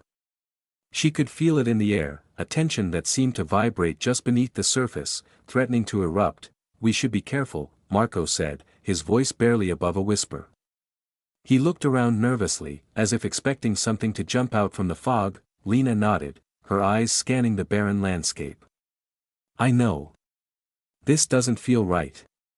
Oliver, who had been unusually quiet since their last trial, spoke up. What if this is the trial? What if it's about what we're willing to lose? Lena looked over at him, confused. What do you mean? Oliver shrugged, his eyes darting nervously. I don't know. It's just. We've had to face fears and trust each other so far, but what if we have to sacrifice something now? Maybe it's about letting go of something we care about most. Lena's chest tightened. The thought had crossed her mind too, but hearing Oliver say it out loud made it feel real. Something in the back of her mind stirred, a nagging feeling that she couldn't quite shake. Before she could respond, the fog around them began to shift. Slowly, figures began to appear in the distance, emerging from the mist like shadows. They were humanoid, but their features were obscured by the mist, their outlines blurry and indistinct. As they approached, Lena's breath caught in her throat. The figures were people. People she knew, her mother, standing tall in the distance, a sorrowful look on her face. Her father, his eyes filled with regret, staring at her from a shadowed corner. Marco's younger sister, who had disappeared years ago. And even Oliver's lost childhood friend, someone Lena had never met but knew from his memories. The figures drifted closer, their faces contorted in expressions of pain, longing, and betrayal. Their eyes locked onto Lena, Marco, and Oliver, and the voices began, soft whispers at first, like the wind, but growing louder, until the words were clear and unmistakable. Leave this place. You should have stayed away. You should have chosen differently.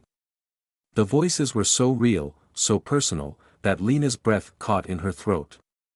She turned to Marco, but his face was pale, his eyes wide with fear. Lena. Marco whispered, his voice trembling. I can't do this. I can't keep going. Oliver took a step back, his expression conflicted. We can't. We can't save everyone. We can't bring back the people we've lost. We can't undo the past. Lena's heart clenched. What are you talking about? She asked, her voice strained. We can't just give up. We have to keep moving forward. We've come too far. The figures continued to move closer, their forms becoming more solid, more real. Lena could almost feel the weight of their presence pressing down on her. She could see her mother's face, filled with sorrow, and the unspoken accusation in her eyes. The guilt she had carried for years, for never being able to do enough, for not being there when her family needed her most, those old wounds were being ripped open, but as the figures drew closer, Lena could see the truth in their eyes. This wasn't just about the people in the mist. It was about her. It was about the choices she had made, the sacrifices she had refused to face. Lena. Her mother's voice echoed, the sound so real, so familiar, that it made Lena's chest ache. Why didn't you stay? Why did you leave us behind? We needed you. The words hit her like a blow. She wanted to speak, to explain herself, to tell her mother how much she had loved her, how much she regretted leaving. But the words wouldn't come. The figure of Marco's sister stepped forward, her eyes brimming with tears. You didn't protect him. You couldn't save me, she whispered, her voice filled with sadness. And now? You're going to lose him, too. Lena reached out, her hands trembling, but the figures faded just out of reach. They remained, but they seemed to be fading into the fog, their words like distant echoes. It was as if the very ground beneath them was testing their resolve. A voice, cold and distant, echoed through the silence. You must make a choice. Let go of the past, or hold on to it and remain here forever. The fog thickened, the figures now only silhouettes against the mist. The ground beneath them rumbled, and a soft, glowing light appeared in the distance. It beckoned them forward, but it was unclear what awaited them on the other side. Lena's thoughts swirled. The figures represented everything she had lost, her family, the relationships that had fallen apart, the pain of never being able to fix things. The choice was agonizing. She wanted to reach out, to fix everything. But she knew, deep down, that some things could never be undone. Some things couldn't be brought back. She looked at Marco, whose face was twisted with indecision. He had never been able to save his sister, and the guilt of that failure still haunted him. She saw the same pain in his eyes as she felt in her own heart. Lena stepped forward, her voice shaking. We have to let go. We can't carry the weight of the past with us. We have to move forward. It's the only way. Marco hesitated, his gaze still fixed on the fading figures. But then he nodded slowly, his expression softening. I know. I know we do. Oliver stood beside them, his face full of uncertainty. He had always struggled with the idea of sacrifice, of losing something to gain something more. But now, seeing Lena's determination, he too stepped forward. Let's move on, he said quietly. We can't change what's been done, but we can still shape what comes next. The light ahead grew brighter, and the fog began to dissipate, as if the very jungle itself had accepted their decision. The figures of the past faded into nothingness, leaving only silence in their wake. Lena, Marco, and Oliver walked toward the light, the weight of the trial finally lifting from their shoulders. The path ahead was uncertain, but the burden of the past was no longer dragging them down. They had made their choice, no matter the cost. The trial of sacrifice had not been about losing something material, it had been about letting go of the emotional chains that bound them. The past could not be undone, but it no longer had to define them. Chapter 13, The Trial of Courage. The light in front of them was blinding, yet inviting, a glowing force that felt both warm and cold at the same time. Lena squinted against the brightness, unsure of what awaited them beyond the haze. But she knew they had no choice but to move forward. Their journey had led them here, and it wasn't just the trials that had tested them, it was the deep, unspoken bond they had formed. Now, that bond would be tested in ways none of them could predict. Lena took a step forward, her heart pounding in her chest. Marco and Oliver followed closely behind, their expressions a mix of determination and wariness. The jungle, the mist, the trials, they all seemed like distant memories now. Everything led to this moment. Stay close, Marco said, his voice low, as though the air itself might swallow them whole. Lena nodded but didn't speak. She was too lost in her thoughts, too focused on the path ahead. They were about to face something new, something that might break them, or forge them into something stronger. The light intensified as they walked further, engulfing them in a sensation of weightlessness. For a moment, Lena felt like they were floating, and the ground beneath her feet no longer seemed real. Then, as quickly as it had come, the sensation vanished. They were standing in a vast open space. The ground here was soft and dark, almost like damp earth. And the air was thick, almost electric. The world felt alive, and yet silent. Ahead of them, a tall, narrow archway stretched toward the sky. It seemed to beckon them, but it was also distant, almost unreachable. The atmosphere was heavy, filled with a foreboding presence that made Lena's pulse race. Do you feel that? Oliver's voice was barely audible, his eyes scanning the surroundings. This place. It's like it's testing us. Marco's jaw tightened, and he glanced at Lena. It's not like the others. This place feels different. Lena's instincts were on high alert. The previous trials had been physical and emotional, but this felt more primal.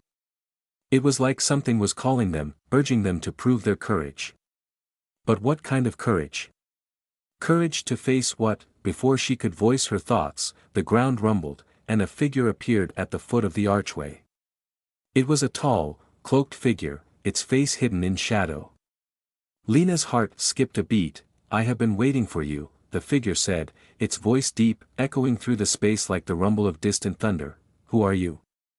Marco demanded, stepping forward, his hand instinctively resting on the hilt of his sword. The figure slowly raised its hood, revealing a pair of eyes that burned with an unnatural intensity. They were eyes that knew things they were not ready to face. The figure's lips curled into a sad, knowing smile. I am a guardian of this place, it said. A keeper of truths and lies. But I am not here to guide you. I am here to test you. Lena felt the hairs on the back of her neck stand up.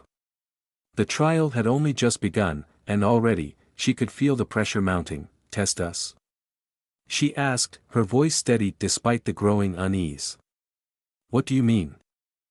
The figure raised a hand, and with a swift motion, the landscape before them shifted. The archway stretched even further, now towering above them, its top hidden in the clouds. The world seemed to narrow around them, the earth beneath their feet beginning to crack. A chasm appeared at their feet, stretching wide and deep. The sides of the chasm were smooth and slick, impossible to climb. "This is your test," the figure said, its voice chilling. "A simple choice, one of you must cross this chasm to reach the other side. The one who crosses will face their deepest fear, but the one who stays behind will be left to watch." Lena's breath caught in her throat.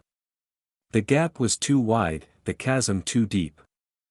Even with their strength combined, they had no chance of crossing it together. "Why us?" Marco asked, his voice hoarse. "What does this have to do with courage?" The figure's smile deepened. "Courage is not the absence of fear. It is the willingness to face it, alone, when the time comes. You will not face this fear together. One must face it alone. The question is, who will go?" Lena's mind raced. She understood now. This wasn't about overcoming physical obstacles. It was about making a sacrifice, about putting everything on the line. But who would go? Who would be brave enough to face the unknown? Who would risk their life for the others? "I'll go," Marco said before Lena could respond. His voice firm and resolute. Lena turned to him, shocked. "Marco, no. You can't. It's too dangerous." But Marco was already stepping toward the edge of the chasm, his gaze locked on the figure. "I have to. You've both carried so much already. This is my chance to do something meaningful." Lena's heart clenched as she reached out for him. "Marco, please don't. We can figure something else out." But Marco was already shaking his head, his jaw set. "No, Lena. This is my choice." The figure stood silently, watching, as Marco took a step forward, closer to the abyss. Lena's eyes welled with tears, and for a brief moment, she couldn't breathe. This was it. This was the moment where they would face the true test of their bond, their courage. Marco turned one last time, his eyes meeting Lena's. There was no fear in them, only determination. "Stay strong," he said quietly. Before stepping onto the narrow bridge that appeared across the chasm, Lena felt as though the world had shifted. She wanted to call out to him, to stop him, but the words wouldn't come. The bridge was narrow, the air around them heavy. Marco moved with careful precision, his every step a testament to the courage he had found deep within himself. The figure watched in silence, its eyes never leaving Marco. As he reached the middle of the bridge, the ground trembled again, and the wind howled. But Marco didn't falter. He kept moving, focused on the end goal. Then, with one final step, he reached the other side. The chasm behind him seemed to close up, the bridge vanishing into nothingness. Lena let out the breath she hadn't realized she was holding. Marco had made it. He had crossed, and now he would face whatever waited on the other side. The figure turned toward them, its expression unreadable. "You have passed the trial of courage. But remember this lesson, true courage is not about facing the unknown alone, but about knowing when to face it with others by your side." The world around them shifted once more, the ground solidifying beneath their feet, the fog receding. Lena, still shaken, turned to Oliver, her voice trembling. "He made it. He really made it." Oliver nodded, his face a mask of quiet relief. "He did. And we're going to get through the rest of this, together." And with that, they moved forward, knowing that whatever came next, they would face it not alone, but together, as they always had. Chapter 14, The Trial of Time. The air around them felt charged, as if it had absorbed the energy of the trials they had already faced. Though the fog had dissipated, the landscape still felt uncertain, shifting, and unreal. The ground beneath their feet seemed to pulse with a rhythm that was not their own, as if the world itself had a heartbeat. Lena could feel the beat deep in her bones, a constant thrum that grew louder as they walked. Marco, now on the other side of the chasm, moved beside her, and Oliver trailed just behind. For a moment, there was only the sound of their footsteps, steady but heavy, breaking the silence. Lena glanced up at Marco, who seemed deep in thought. His gaze was distant, his jaw tight with the weight of the decision he had made. Crossing the chasm had been no small feat, but she could see in his eyes that the true challenge was only just beginning. The path ahead was unpredictable, and none of them knew what it would require of them. They came to a large clearing, and in the center, a stone archway stood, its shape twisted, almost as if time itself had bent and warped it. The stones were cracked, ancient, and worn, each one glowing faintly, as though they held some hidden power. Above them, the sky was a deep shade of violet, and the clouds moved in unnatural patterns, swirling and folding in on themselves. At the base of the arch stood another figure, this one older, with eyes that shimmered like pools of liquid silver. Its long robes rippled in the wind as if they were alive, and its gaze was calm yet full of understanding. The figure did not speak at first, only watched them with an unblinking, knowing stare. Lena felt a strange pull towards it, something ancient and wise. Her heart thudded in her chest, the weight of the trials pressing down on her again. They had faced so many fears already, fears of loss, of guilt, of the past. But now, there was something more. Something far greater, and far less understood. "What is this place?" Lena asked, her voice quiet but firm. The figure smiled slightly, its lips parting to reveal a row of sharp, silver teeth. "This is the trial of time," it said, its voice soft yet carrying an unsettling weight. "Here, you will learn the true nature of your choices. You will see what could have been, and what will be, should you continue on this path." Lena shivered. Time. It was a word that made her uneasy, for time had always been their enemy. The past was gone, and the future was uncertain. She had no desire to face either of those things head-on. Marco stepped forward, his expression determined. "We've faced the darkness, the fears, and the sacrifices. We'll face this too." The figure nodded, as if it had been expecting this. "Very well. The trial begins now." Suddenly, the ground beneath them trembled, and the stone archway flickered with a bright light. Before Lena could react, the world around them shifted. The fog reappeared, swirling violently as the scenery distorted. The sky darkened, then lightened, then darkened again, as though time itself was rushing forward and pulling them backward in a constant loop. Lena gasped as the world settled, revealing a scene that took her breath away. They stood in the middle of a town square. It was familiar, yet foreign at the same time. The buildings were the same, but everything looked different, older. More worn, and filled with a sense of melancholy. There were people in the streets, but they weren't the people Lena knew. These people were ghosts, faint, translucent figures walking in slow motion, as if trapped in a loop, reliving their lives without ever being able to break free. Lena's heart skipped as she recognized one of the figures, a young girl, no more than 5 years old, standing at the edge of the square. It was her, or at least, it was a version of her from long ago. She remembered this moment. It was the day her family had left. Her parents had been arguing, voices raised in anger, and she had been left behind. The pain of being abandoned had haunted her for years, but seeing it from this new perspective, she felt the ache as if it were fresh. The memory was so vivid, so real, that it almost felt like she could reach out and touch it. Her younger self turned, noticing her, and their eyes locked.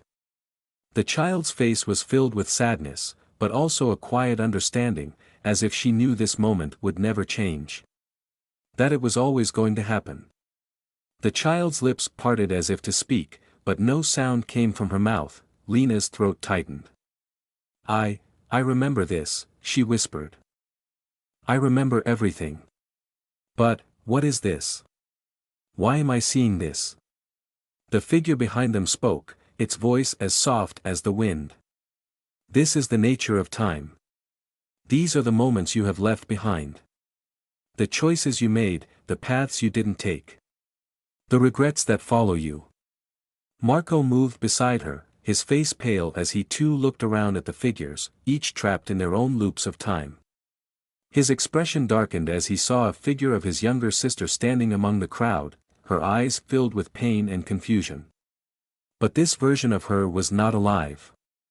She was a ghost, a reminder of what he had lost, of what he could never change. "This isn't real," Marco muttered. "It can't be. This isn't the past." But the figure spoke again. "It is both real and unreal. These are the echoes of your past, and the threads that shape your future. The choices you made brought you here, but so did the choices you didn't make." The ground shifted again, and Lena saw herself standing at a crossroads, a choice before her. To one side, the road led back to her family, to everything she had left behind. To the other, it stretched forward, to a future uncertain but filled with possibility. But in this moment, in this place, Lena knew what was being asked of her. She wasn't just choosing between two paths, she was choosing who she would be. The figure's eyes locked onto hers. "What will you do with the time you have left? Will you cling to the past, or will you let it go and move forward?" Lena felt the weight of the question pressing down on her, and for the first time in a long while, she knew the answer. "I choose to move forward," she said softly, the words escaping her lips with a sense of finality. "I choose to let go." The scene began to shift again, and the vision of the past faded, replaced by a sense of clarity. The weight of time had lifted from her shoulders. Marco and Oliver stood beside her, their faces filled with the same sense of resolution.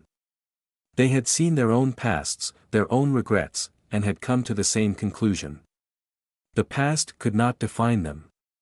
It could not keep them trapped in its loops. The figure nodded, a silent approval passing between them. "You have passed the trial of time," it said quietly. "Now, you may proceed." And with that, the landscape shifted once more, and the way forward opened.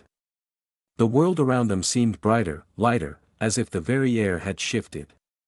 Lena looked at Marco and Oliver, her heart swelling with gratitude and strength. They had faced the ghosts of their pasts and chosen to move forward together.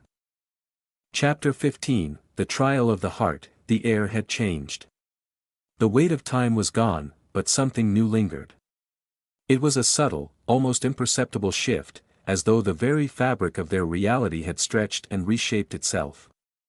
The world around them seemed to breathe differently, the edges of the trees swaying ever so slightly, as if they were alive, watching. Lena, Marco, and Oliver stood together at the edge of a dense forest, the trees towering overhead, their trunks thick and gnarled.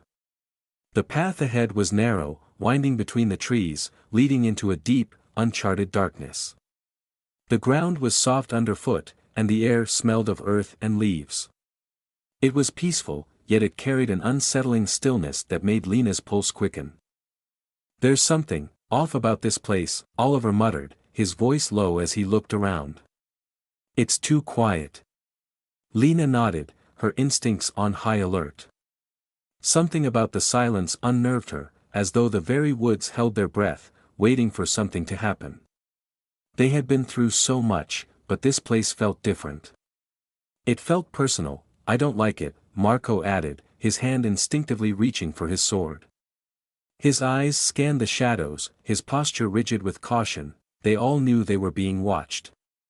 The trials had become increasingly difficult, and it wasn't just the external dangers that posed a threat, it was the internal battles, the struggles within themselves, that had tested them the most. The world around them, though filled with danger and challenges, was merely a reflection of the deeper trials within their hearts. Suddenly, a voice, soft but unmistakable, broke through the silence. "Do you remember what you have lost?" The voice came from nowhere and everywhere, echoing around them like a whisper in the wind. It was both familiar and foreign at the same time. Lena's breath caught in her throat. She knew this voice. It was the same voice that had haunted her dreams, the same voice that had tormented her thoughts for so long. It was the voice of her mother. "I've lost so much," Lena whispered, more to herself than anyone else. Her heart tightened in her chest, and for a moment, the world seemed to tilt. The pain, the regret, the endless questions, her mother's disappearance had been the driving force behind so many of her actions. It was the hole in her heart that she had never been able to fill, the piece of her past that had never made sense. The voice spoke again, this time softer, coaxing. Is it worth it, Lena? All that you've sacrificed? All that you've become? Will you be able to find peace, knowing you have lost so much? Lena's knees weakened, and she took a step back. She could feel her heart pounding in her chest, the weight of the past crushing down on her. She wanted to move forward, to escape the suffocating grip of this place, but the questions lingered, heavy and painful. I've lost everything, Lena murmured, her voice trembling. And I can never get it back. But as soon as the words left her mouth, a figure emerged from the shadows ahead, a figure she instantly recognized. It was her mother. Lena gasped, her breath catching in her throat as the figure stepped into the light. Her mother stood before her, just as she remembered her, beautiful, strong, and alive. Her long dark hair flowed freely around her shoulders, and her eyes glowed with a warmth that Lena had longed for since she was a child. Mom. Lena's voice was barely above a whisper, the word feeling foreign on her tongue, as if she hadn't said it in a lifetime. The figure, her mother, smiled, though there was an indescribable sadness in her eyes. She reached out, her hand warm and familiar, but distant at the same time. You've come so far, my love, her mother said softly, her voice both tender and sorrowful. But do you know what you've lost in the process? Do you know what you've left behind? Lena's heart wrenched as she stepped forward, her body moving without thought. I don't understand. Why did you leave me? Why did you abandon me? Her mother's smile faltered, and she took a step back. I didn't leave you, Lena. I had to go. But you've spent so much time trying to find me, trying to fill the empty spaces inside yourself, that you've forgotten to live for yourself. You've forgotten who you truly are. Lena's breath caught in her throat. The truth of her mother's words stung. She had spent her entire life chasing a shadow, trying to find answers that could never be found. She had pushed away the people who cared about her, driven by the need to understand, to resolve the past. But in doing so, she had lost sight of herself. You've become so focused on what you've lost, her mother continued, that you haven't realized what you still have. You haven't realized that your heart, your true heart, has always been your greatest gift. It's time to remember who you are, Lena. Not who you were, but who you can be. Lena's knees buckled, and she collapsed to the ground. Her chest heaving as emotions overwhelmed her. She wanted to run to her mother, to take her in her arms and never let go. But she knew, deep down, that this was not her mother. This was a vision, a manifestation of her deepest pain and longing. Let go of the past, her mother's voice echoed in her mind. Forgive yourself. You are more than the sum of your losses. Lena closed her eyes, the tears flowing freely now. She didn't know how long she sat there, her heart heavy with the truth of her mother's words. But as the minutes passed, something shifted inside her. The weight of the past began to lift, not all at once, but little by little. She wasn't sure what had changed, but she felt a warmth rising within her, a sense of peace that had eluded her for so long. When she opened her eyes again, her mother was gone, replaced by the familiar faces of Marco and Oliver. Marco's eyes were filled with concern, and Oliver's expression was soft with understanding. "You okay?" Marco asked gently, kneeling beside her. Lena wiped her tears away, taking a deep breath. "Yeah. I think I'm ready now." The world around them seemed to shift again, the forest darkening, but this time, it didn't feel oppressive. It felt like a quiet acceptance, as if the world was allowing them to move forward, to let go of the past. They stood together, ready for whatever came next. The trial of the heart had ended, but Lena had learned something invaluable. She could no longer be defined by her past. She had to learn to love and accept herself, to find strength in the people she had by her side, and to embrace the future, no matter what it held. Chapter 16: The Path Forward. The trees had begun to thin as Lena, Marco, and Oliver emerged from the dense forest. The air was fresher here, the heaviness of the woods lifting as they made their way toward an open expanse. A vast meadow stretched before them, filled with wild flowers of every color, purple, yellow, blue, and red. The breeze was warm, and the sky above was a soft blue, dotted with wispy clouds that seemed to float lazily across the horizon. It was a strange contrast to the trials they had just endured. A place of peace and calm, yet Lena could feel that it was too perfect, too serene. This wasn't the end, not yet. They were being led somewhere, and as much as she wanted to rest in this moment of tranquility, she knew that the true test was still ahead. "We're almost there," Marco said, his voice low but certain. He had been quiet for most of the journey, but there was a quiet intensity in his words, as if he, too, understood the stakes. The trio walked side by side, the soft crunch of grass beneath their boots the only sound. Lena's thoughts drifted back to the trial of the heart. She had learned so much about herself, how she had carried the weight of her losses, how she had let the past define her for so long. But in that moment, when her mother had spoken to her, she had realized that forgiveness was not something she could seek from others alone, it had to come from within. Oliver, ever the silent observer, seemed lost in thought. His gaze flickered between the distant horizon and the path ahead, as if searching for something he couldn't quite grasp. Lena could tell he had been affected by the trials as well, but what had passed through his heart and mind remained a mystery. They walked on, the meadows stretching endlessly before them.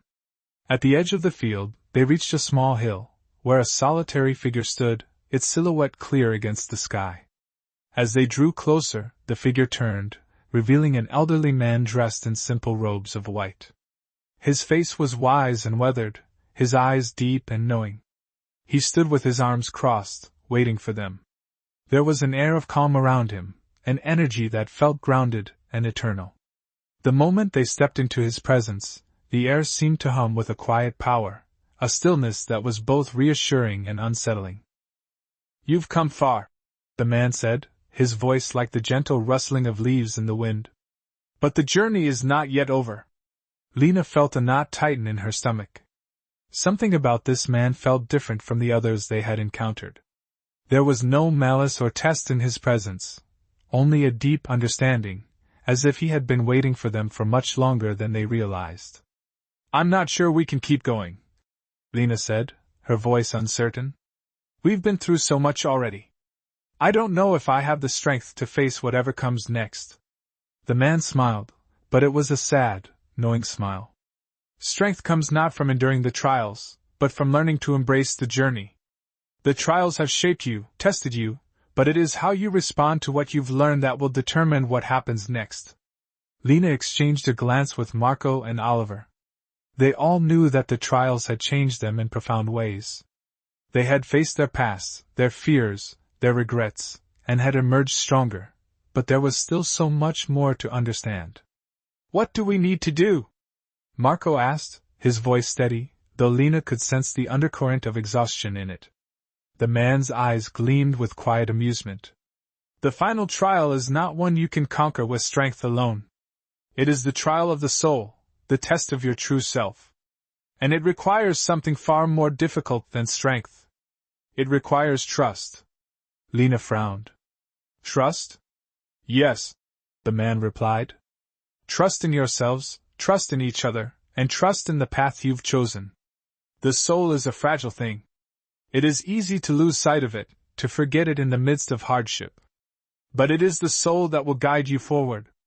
The wind picked up, swirling around them, and for a moment, the world seemed to fall away. The meadow around them blurred, and Lena felt as though the ground beneath her feet had disappeared. She stumbled but quickly caught herself.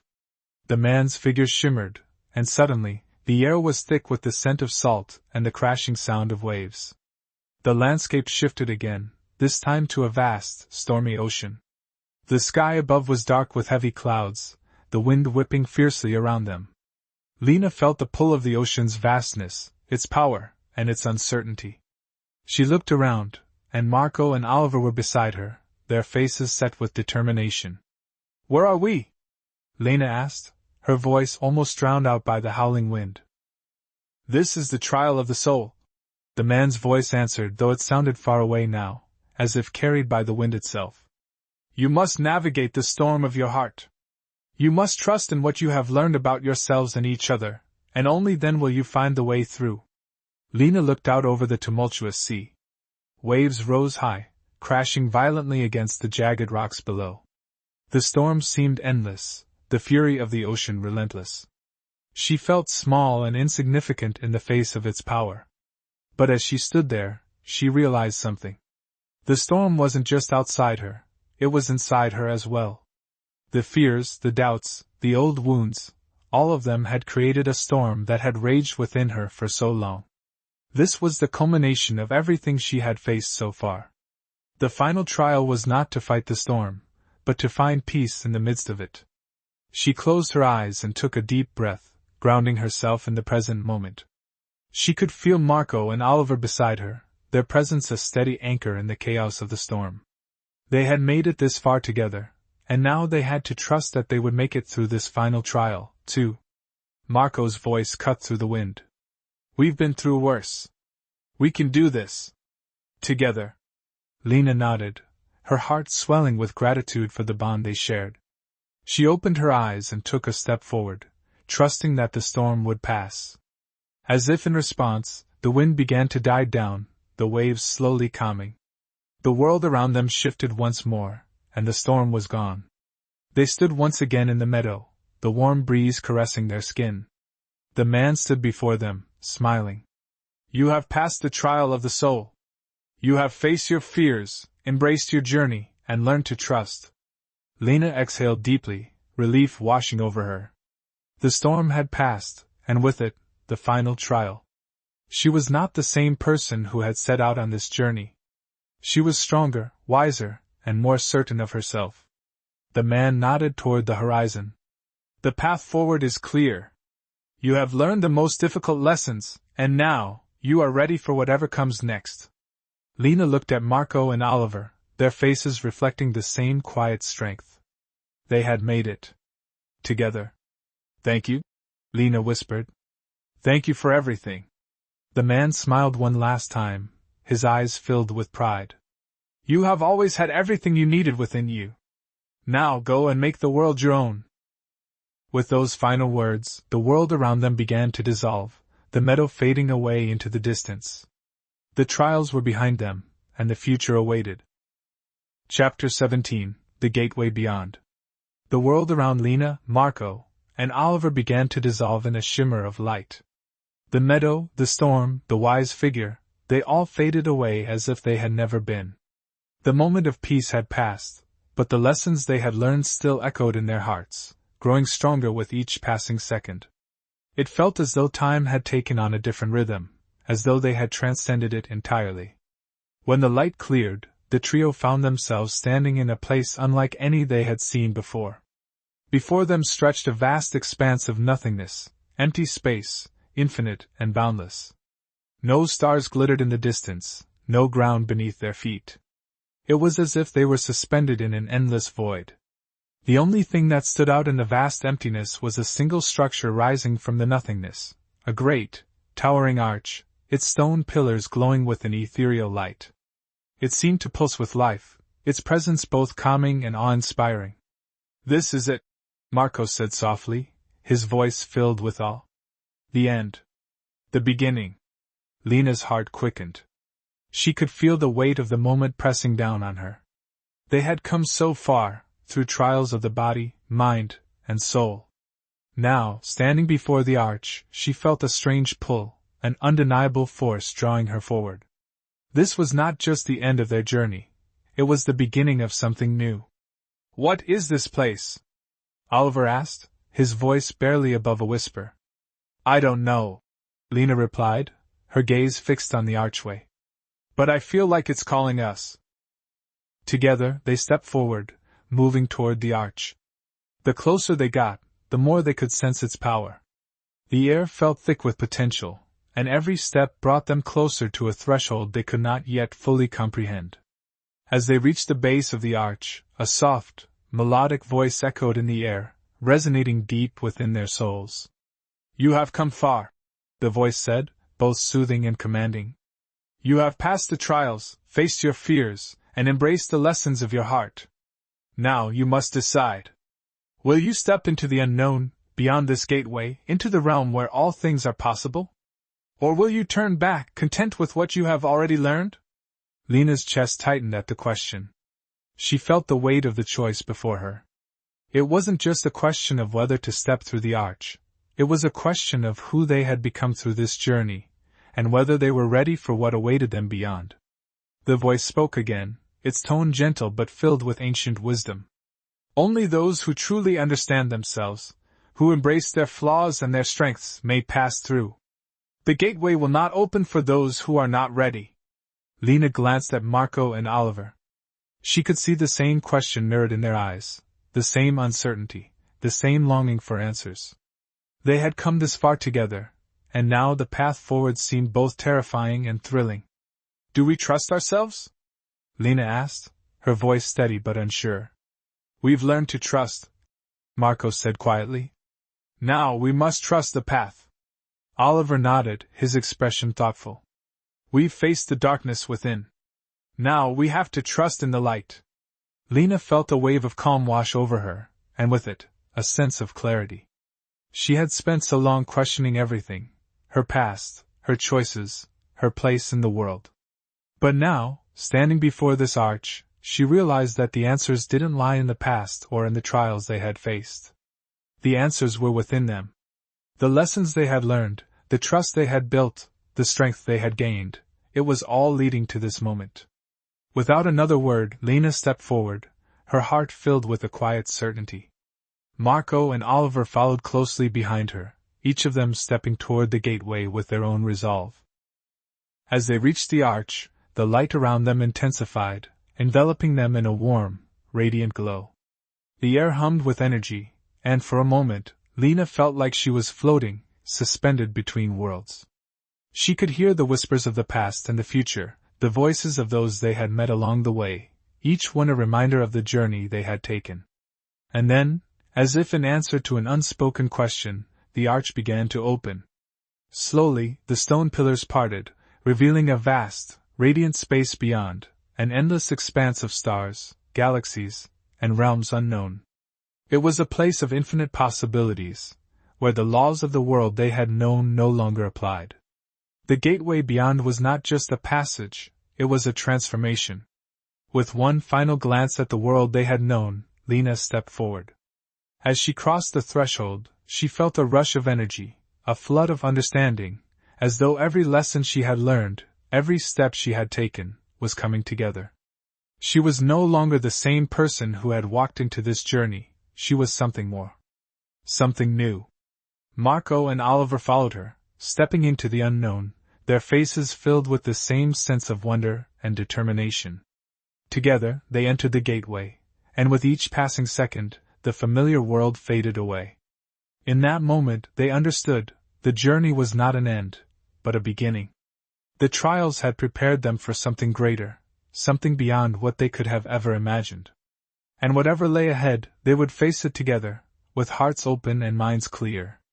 For they had learned the greatest lesson of all, that the true power lay not in the destination, but in the journey itself. Chapter 18: The Infinite Horizon. The moment Lena, Marco, and Oliver stepped through the archway, they were no longer in the realm of the familiar. The very air around them shifted, as though the very fabric of reality had altered.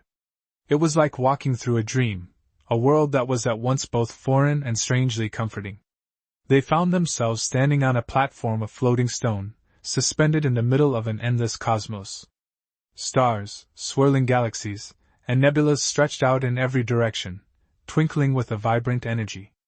The colors of the universe, lavenders, blues, greens, and golds, washed over them in waves, as if they were standing at the heart of creation itself. For a moment, Lena couldn't find her voice. The vastness of this place was overwhelming. It was as though the rules of time, space, and existence no longer applied, and they were adrift in an ocean of infinite possibility.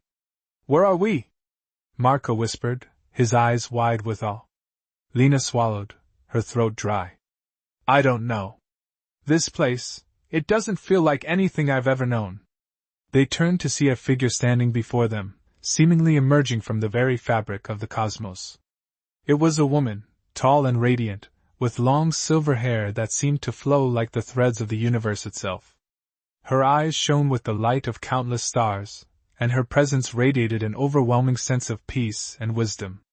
"You have arrived," the woman said, her voice echoing like the distant hum of the cosmos, calming and powerful all at once. "The realm beyond the trials. The space between worlds. You are now standing at the threshold of infinite possibility." Lena's heart beat faster. "Who are you?" The woman smiled softly, the expression warm but knowing. "I am the keeper of the horizon.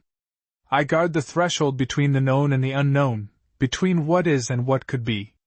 Lena's mind raced with questions. "What do you mean, infinite possibility?" "This place is where all things exist, past, present, and future," the keeper replied. "It is the bridge between your world and the worlds beyond. Everything you have experienced, every path you have walked, has led you here. But this is not just an ending.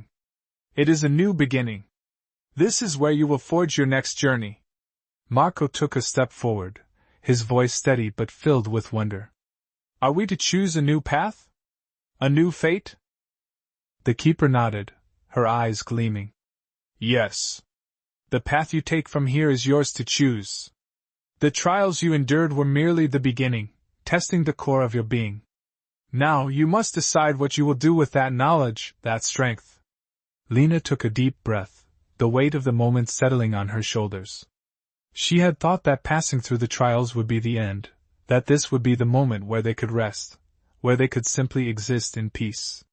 But now, standing in this place, she realized that the trials had been only one step in a journey that was far greater than anything she had imagined. "Do we have to choose right now?" Lena asked, her voice trembling slightly. She wasn't sure if she was ready to make such a decision. They had come so far, but this felt like the beginning of something much larger. The keeper's expression softened. "No, you have time. But know that this realm is a place of reflection and choice. It is where you confront your deepest desires and fears, and where you decide what you wish to create in the world."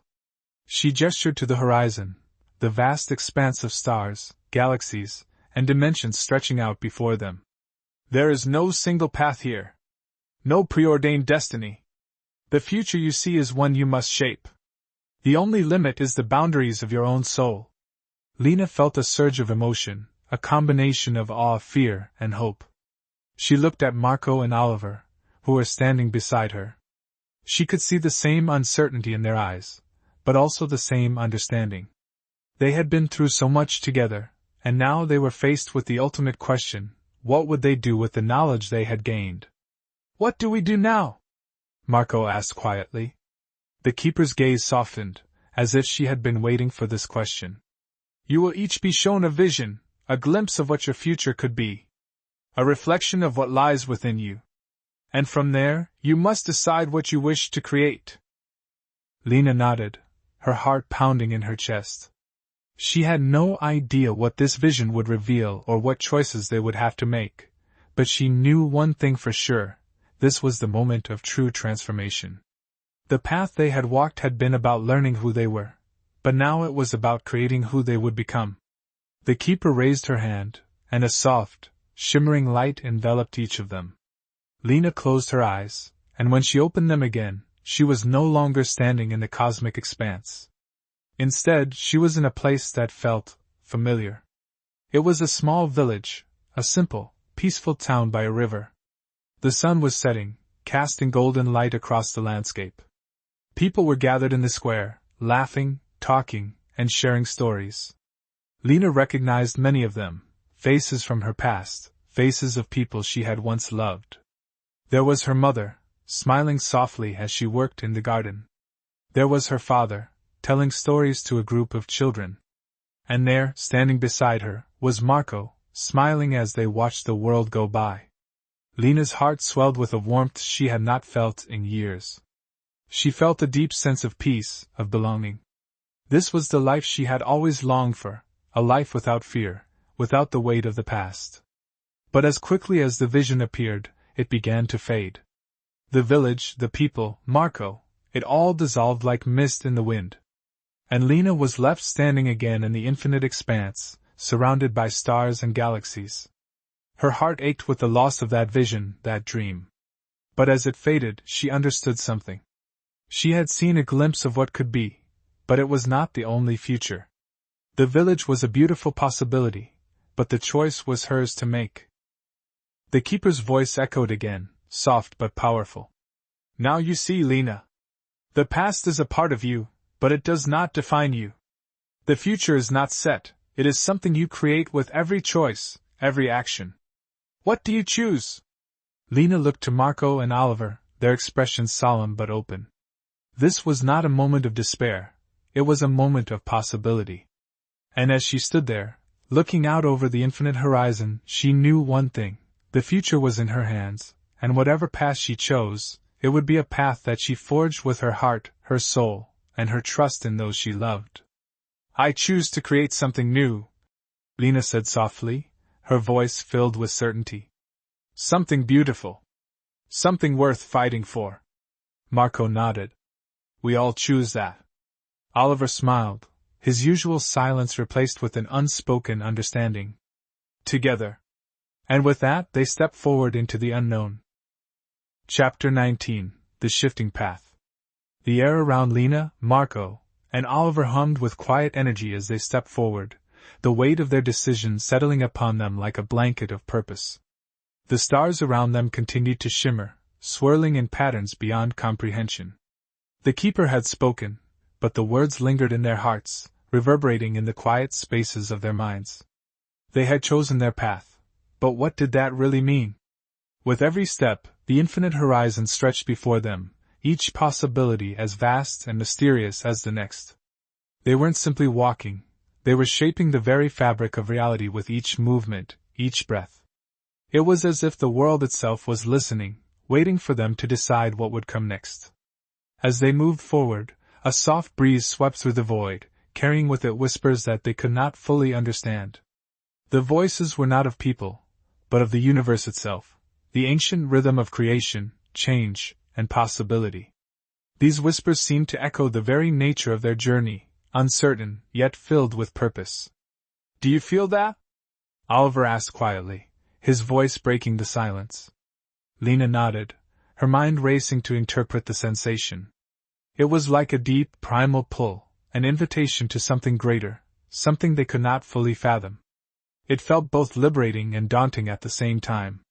It's the pull of choice, Marco said softly. We've chosen to create, but now we must decide what we create. The keeper's words rang in Lena's ears. You will create, but what you create will not be without its challenges. The path you forge will be one of growth, not ease. To shape the world, you must first shape yourselves. Lena thought of the vision she had seen earlier, the peaceful village, the serene life by the river. She had thought it was the answer, but now, standing in this place between worlds, she understood it wasn't just about finding a perfect ending. It was about the journey that would unfold, the world they would build together.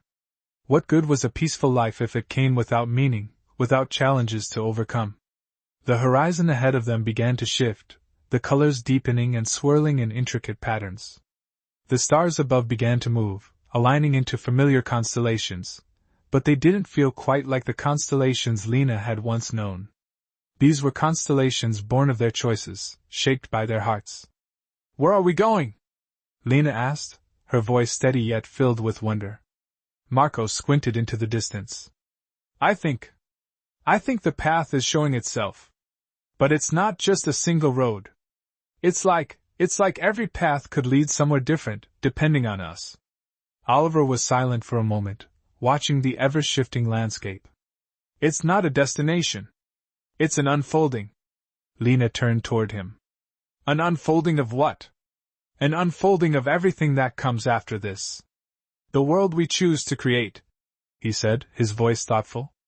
This is the moment where we decide, not just for ourselves, but for everyone.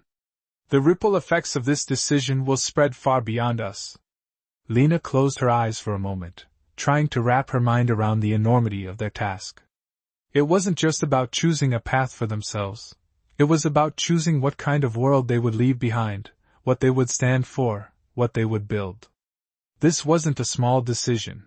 It was the foundation of something that would grow, change, and evolve for generations to come. A voice broke through their thoughts, the keeper's voice, distant but close at the same time. You have all chosen the path of creation, but now comes the test. It is not enough to know what you want. You must prove you are ready to shape it. What you create will reflect who you are, and who you are still becoming. There will be challenges ahead, but know this, those challenges will be your greatest teachers. Lena felt her heart race. Challenges? The keeper's presence seemed to surround them. Creation is never without its trials. The world you seek to build will not be without hardship, but those hardships will forge you into who you must become. Only then will the world you shape truly reflect the truth of your hearts. With that, the stars around them shimmered, shifting once more.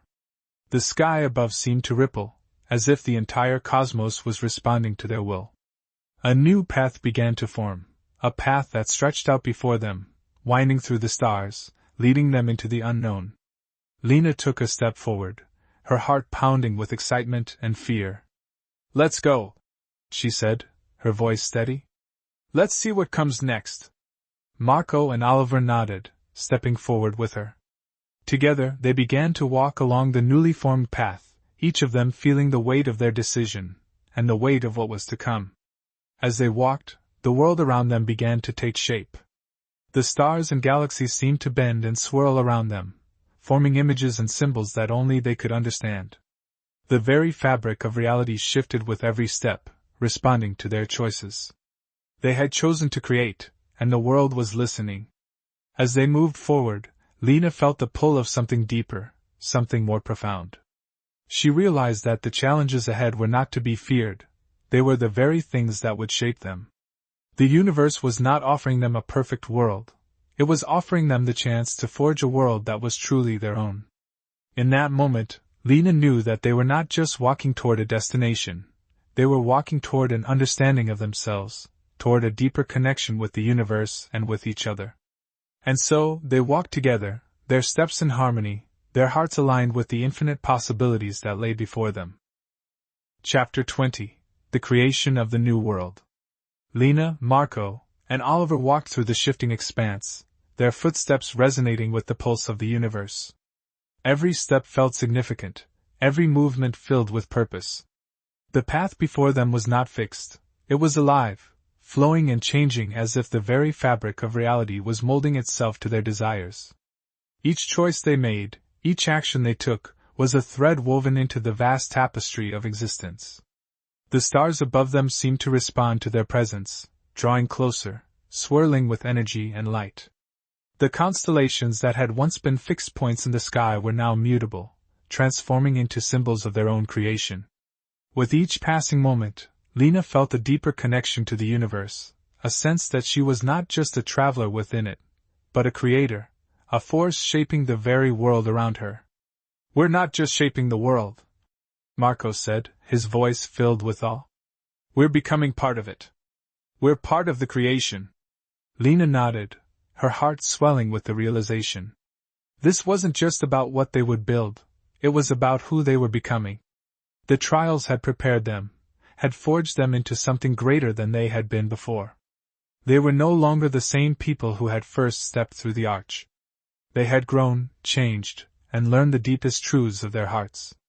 The keeper's words echoed in Lena's mind once more. Creation is never without its trials, but those hardships will forge you into who you must become. And now, Lena could see the truth of those words.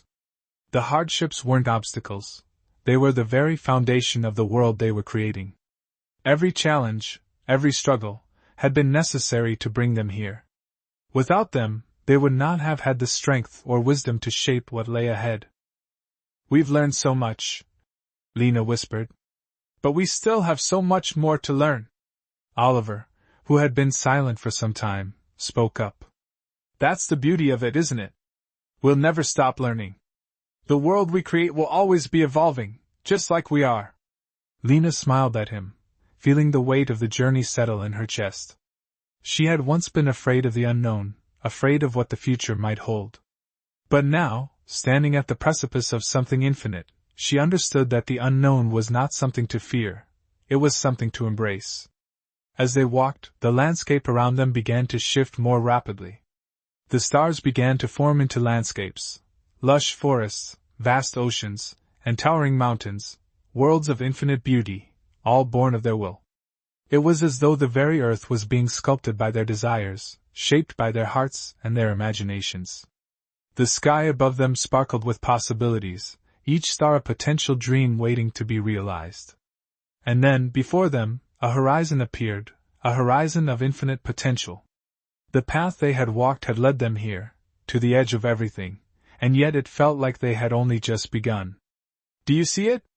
Marco asked, his voice full of wonder. "It's all before us. The future." Lena gazed at the horizon, feeling the weight of the moment press down on her. She understood now that this was not the end of their journey, but the beginning of a new chapter, a chapter where they would continue to create, to shape, and to explore the limitless possibilities that lay before them. The keeper's voice once again echoed through the expanse, soft and reassuring. "The journey is yours to continue. The world you create will be a reflection of who you are, of what you value. It will be a place of growth, of love, of challenges and triumphs. You have become the architects of your own reality." Lena felt a deep peace settle within her. The future was not set in stone. It was a canvas, and they were the artists. Together they would shape a world that was as vast, beautiful, and ever-changing as the stars above. The keeper's final words were the last that needed to be spoken. "Go forth, and create. For the world you shape is yours, and yours alone." And with that, the path before them opened, revealing the infinite expanse of the universe, waiting for them to step into it. With one last glance at each other, Lena, Marco, and Oliver took that step, walking into the future together, ready to build the world they had always dreamed of. The end. If you enjoyed this story, don't forget to like, comment, and subscribe for more. We have so many more adventures ahead, and we'd love for you to be a part of them. Stay tuned for new chapters, exciting stories, and much more. Until next time, thank you for joining us on this incredible journey.